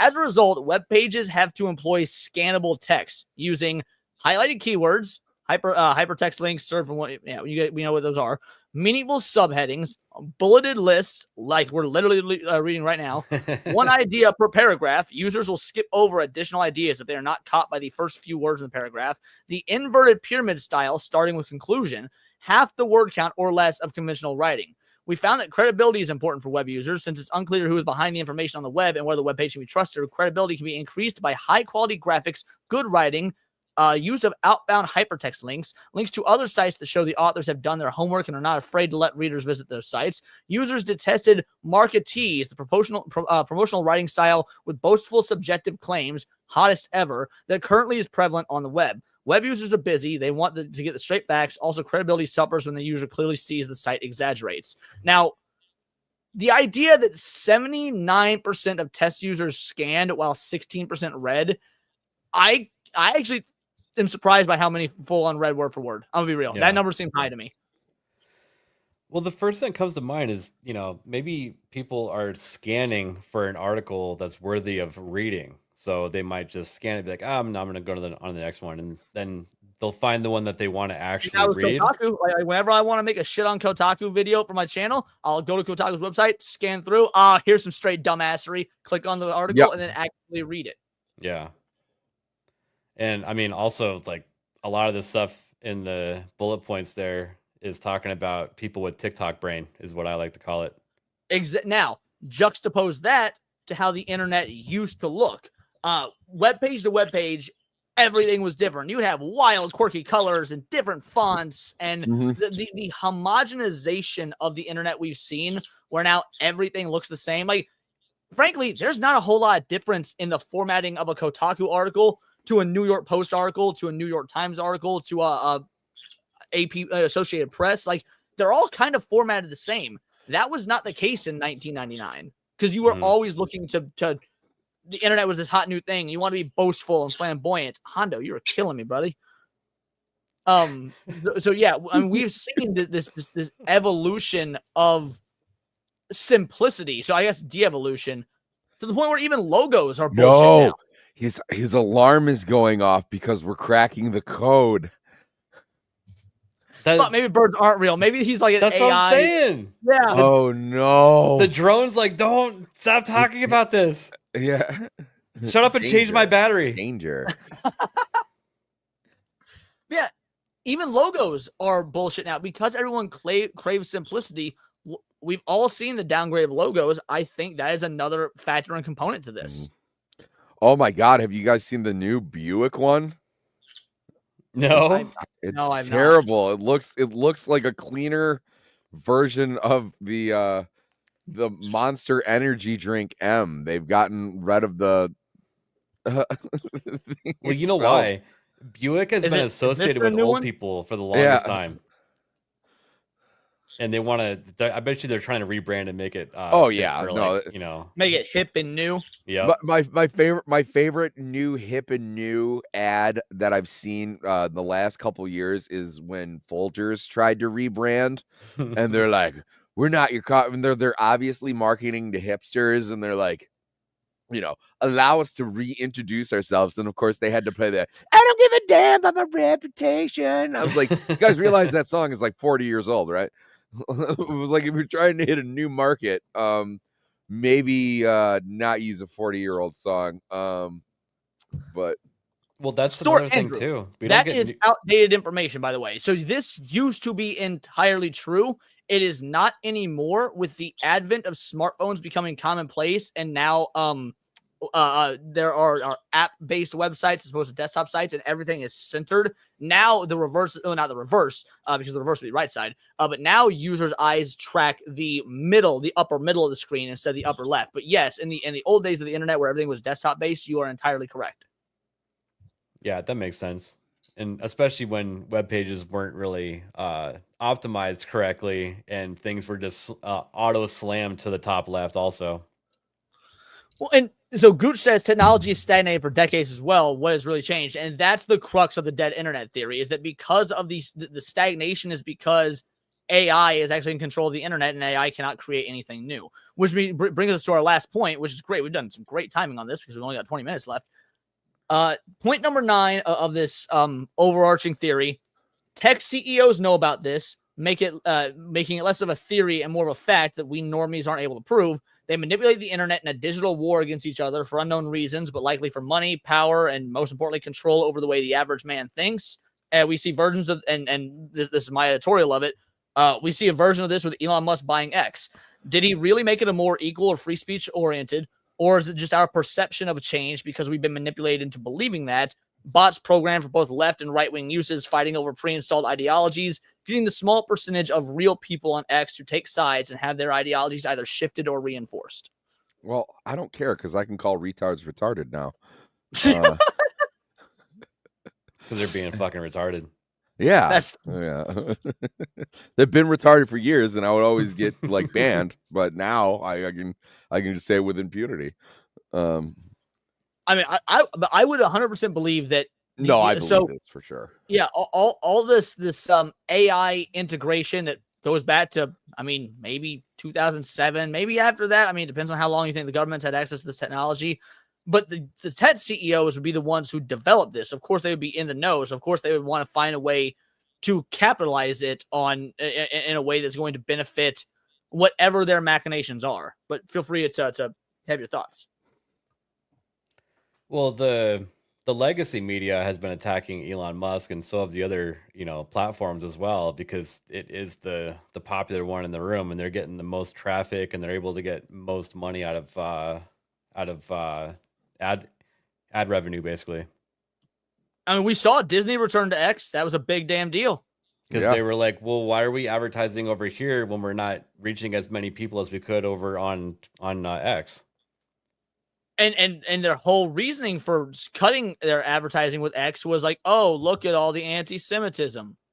Yeah. Or whatever it is they claim, but they've realized that not advertising on X has hurt them financially because X is that necessary of a platform. But how, again, it goes back to that question of, is it that necessary of a platform? Sure, you got eyes on your project, but if it's just bots, then are you actually making any more sales? I'm wondering if it really is worth Disney advertising on X. I'm glad they came back. I'm glad Elon's getting the money. I like to see Disney fail, but is it worth it? I mean, I think that it is, because if you're a company trying to, reach out marketing wise to get more of a audience or more of a customer base, X makes sense more than the other ones, because I think that there are more real people on that platform than there are on the other, platforms. I'm frantically searching. Oh my I God. don't see. He's trying to make us look like Ripa right now, isn't he? He's He 80 does years not- old with no time of death listed. So no, I do not think Danny DeVito died. But you had me real nervous there. I thought we were about to get into some fucking breaking news on Yeah. conspiracy shows. Like, what? Danny DeVito? No. He's one of the good ones. Yeah, the bird is warning us.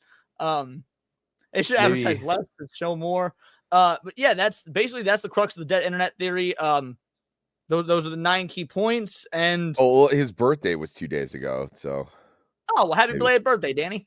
I'm gonna be real. I don't know why this is called a conspiracy theory. I don't think that. I mean, obviously, since it's not proven, it is a conspiracy theory. But anytime you hear that, it's used as a pejorative. So, that's why I was feel like saying. There's so much. No, go for it. That's why I was saying like the percentage thing, because I think it's naive to think that this isn't 1% real, right? Or what if it's 2% real? Like we don't know what percentage, but it's definitely some percent real. It's kind of like, was there election fraud? Well, it was greater than 0. I think that there's some nugget of truth here. Is every single point accurate in there? No, we've already disproven a couple of them according to our beliefs. And Wikipedia will use that to say, well, this is definitely a conspiracy theory and not true. So, in fact, I've got the Wikipedia right here. And it says, I'm pretty is run by commies, by the way. Or is it ran by bots? Or is it commie bots? Commie bot. I like commie literally bot. The first thing on the Wikipedia, the dead internet theory is an online conspiracy theory that asserts that due to a coordinated and intentional effort, the internet now consists mainly of bot activity and automatically generated content manipulated by algorithmic curation to control the population and minimize organic human activity. That literally seems like the world we're living in, though. I know. Yeah. I'm so again, by the literal definition, sure, it's a conspiracy theory. But when you use it as a pejorative, when even your average folk, like Sammy didn't know the term by name, but the moment we described it, he's like, oh yeah, no, fuck, this is absolutely happening. This is absolutely happening. Yeah, no, this is clearly like, you're not like a hardcore this is conspiracy what theorist that's that got called. into this. Like, yeah, no, I to your point that you're making earlier, I as far as all these platforms and I mean, since the dawn of social media, we knew that there was going to be a new battleground on controlling the information that the masses see. I think that's a very interesting point that, even if Elon changed it up, how much could he possibly change it up? Because, you're only allowed to put out certain things anyway. I mean, you can still get banned from Twitter. Yeah, you can still get banned from all these platforms. I mean, how much could he really have possibly changed?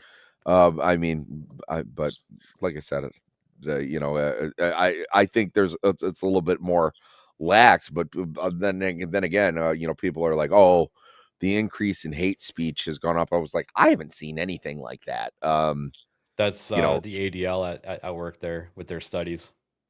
oh yeah. I mean, you mean the people who just made Christianity a hate group? Leonard Gosel says conspiracy theory was coined by the U.S. government to minimize other JFK theories. This is a factually accurate statement. I brought this up actually on the stream I was on right before this. Yes, that is 100% accurate.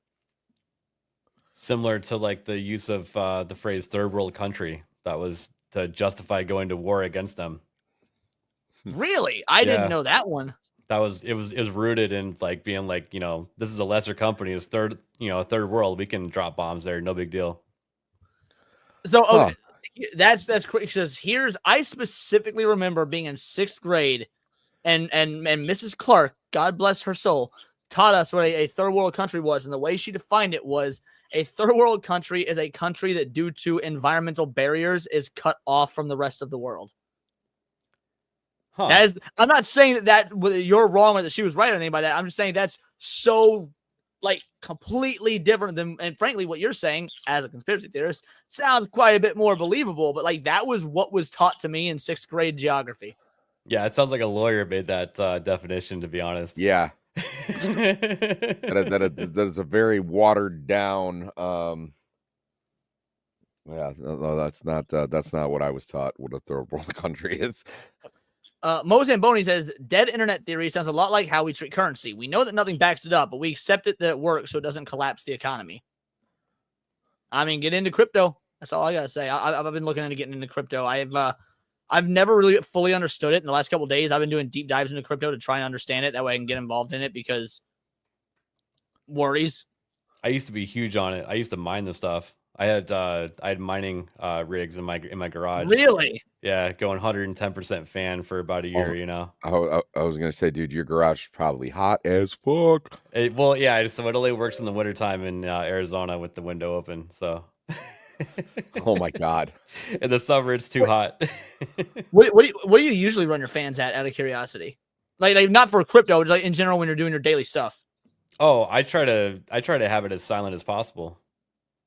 Oh, see, I run mine at 75 because I'm retarded and like to know they're working, so I can hear them. Like I keep it quiet enough to where my mic doesn't pick it up, but loud enough to where I know that I can hear it. So yeah, no, I usually create a profile of different fan curves so that when I'm gaming, it keeps it nice and cool. So I'm still dumb and manually. I was like, oh, it's about to play a game. All right, I'm gonna need to up it by 10% or whatever. Like, yeah, I keep speed fan running at all times just so I can monitor it. That's fine. Yeah. But guys, I think that we pretty much hit this one. It's in the books. Do anyone have any final thoughts, both for the panel and those in the chat? Any thoughts on the dead internet theory? Yeah, I think it's totally real. And thanks for now I know what to call it when I'm when you're talking with your old parents about CNN at Thanksgiving, like. Oh yeah. Oh, because I'm totally that guy where they'll be saying this and my mom will say like, oh, I saw this sort of like, there's no gold behind our currency anymore, right? Like To be fair, I'm that guy too. And my grandfather was that guy. Yep. Is that guy. I said was. He's alive. He took a nasty fall the other day. Got right back up. What a fucking champ. Head right on the concrete. Goddamn. Them non-vets, man, they were built different. ABF, you son of a bitch. What happened? All right, well, we got to headbang one more time, motherfuckers. Headbang one more time, and then we will say our goodbyes. Actually, Hana, there you go. Because I know you like to be on my shoulder while we headbang. Guys, let us say yes.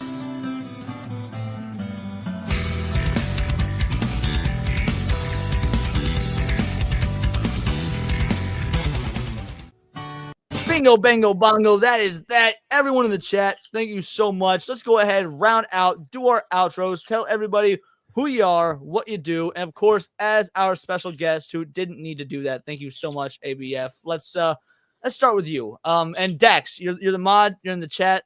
Please drop ABF's channel. I know it's in the description, but make sure the folks go subscribe to him. He absolutely deserves it. Well, I just did my computer building stream on what was it? Saturday? With Erwin? I think it was Saturday.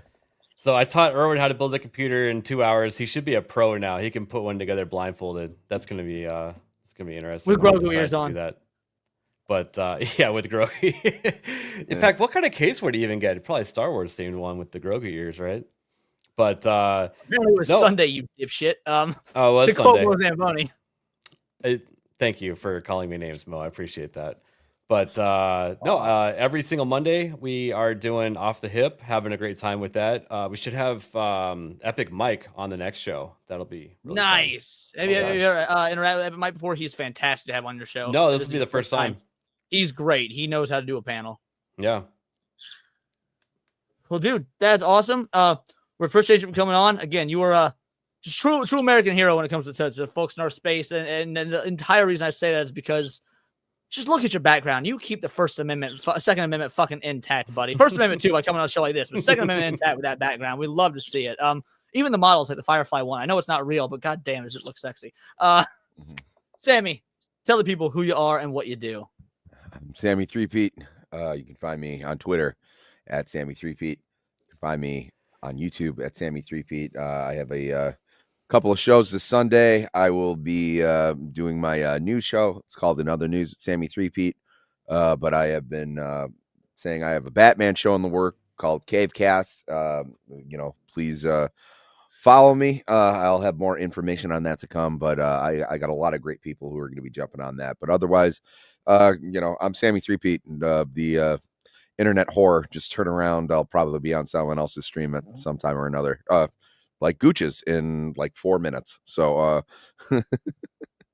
Good to know. Then, yeah, glad that we're wrapping up right as is. And yeah, last but not least is, of course, me, Leon, and the co-host of the lovely, beautiful Sammy 3Pete, and whatever guests we have on when we do these shows. Because don't get me wrong, I love making videos about nerd culture. I love talking about nerd culture. But there's more going on besides whether or not they're making women in video games ugly. There's real cultural things at work here. Like, for example, at some point, we're going to have the sexy Vexy on to talk about Adrenochrome, who supposedly is coming with receipts. Nadia will be coming on at some point. We're going to talk H.H. Holmes and Jet the Ripper. There's going to be so much for the show in terms of conspiracies, in terms of the way we view the world, what's true, what isn't. And the fact that you all came in, decided to support us, it truly does mean the world to me. Of course, content nearly every day. Find me on multiple streams. Tomorrow is Star Wars, the Gindi Tartakovsky series with the Gooch. Then after that, we'll be on Zach's show, What's Good Wednesday. Thursday is Thursday is the Arcane stream with Gooch. Friday, Neon Leon. Look, you guys are on my channel. You know all this already. It's enough about me. It's all about you. Again, truly appreciate it. Thank you so much to everybody who showed up, supported, not just financially in the chat with the super chats, but thank you for those very much, but also just engaging in the chat, giving us your thoughts, your opinions, your feelings. And remember, until next time, it is all here in the Nerdosphere. This has been Words of Paradise.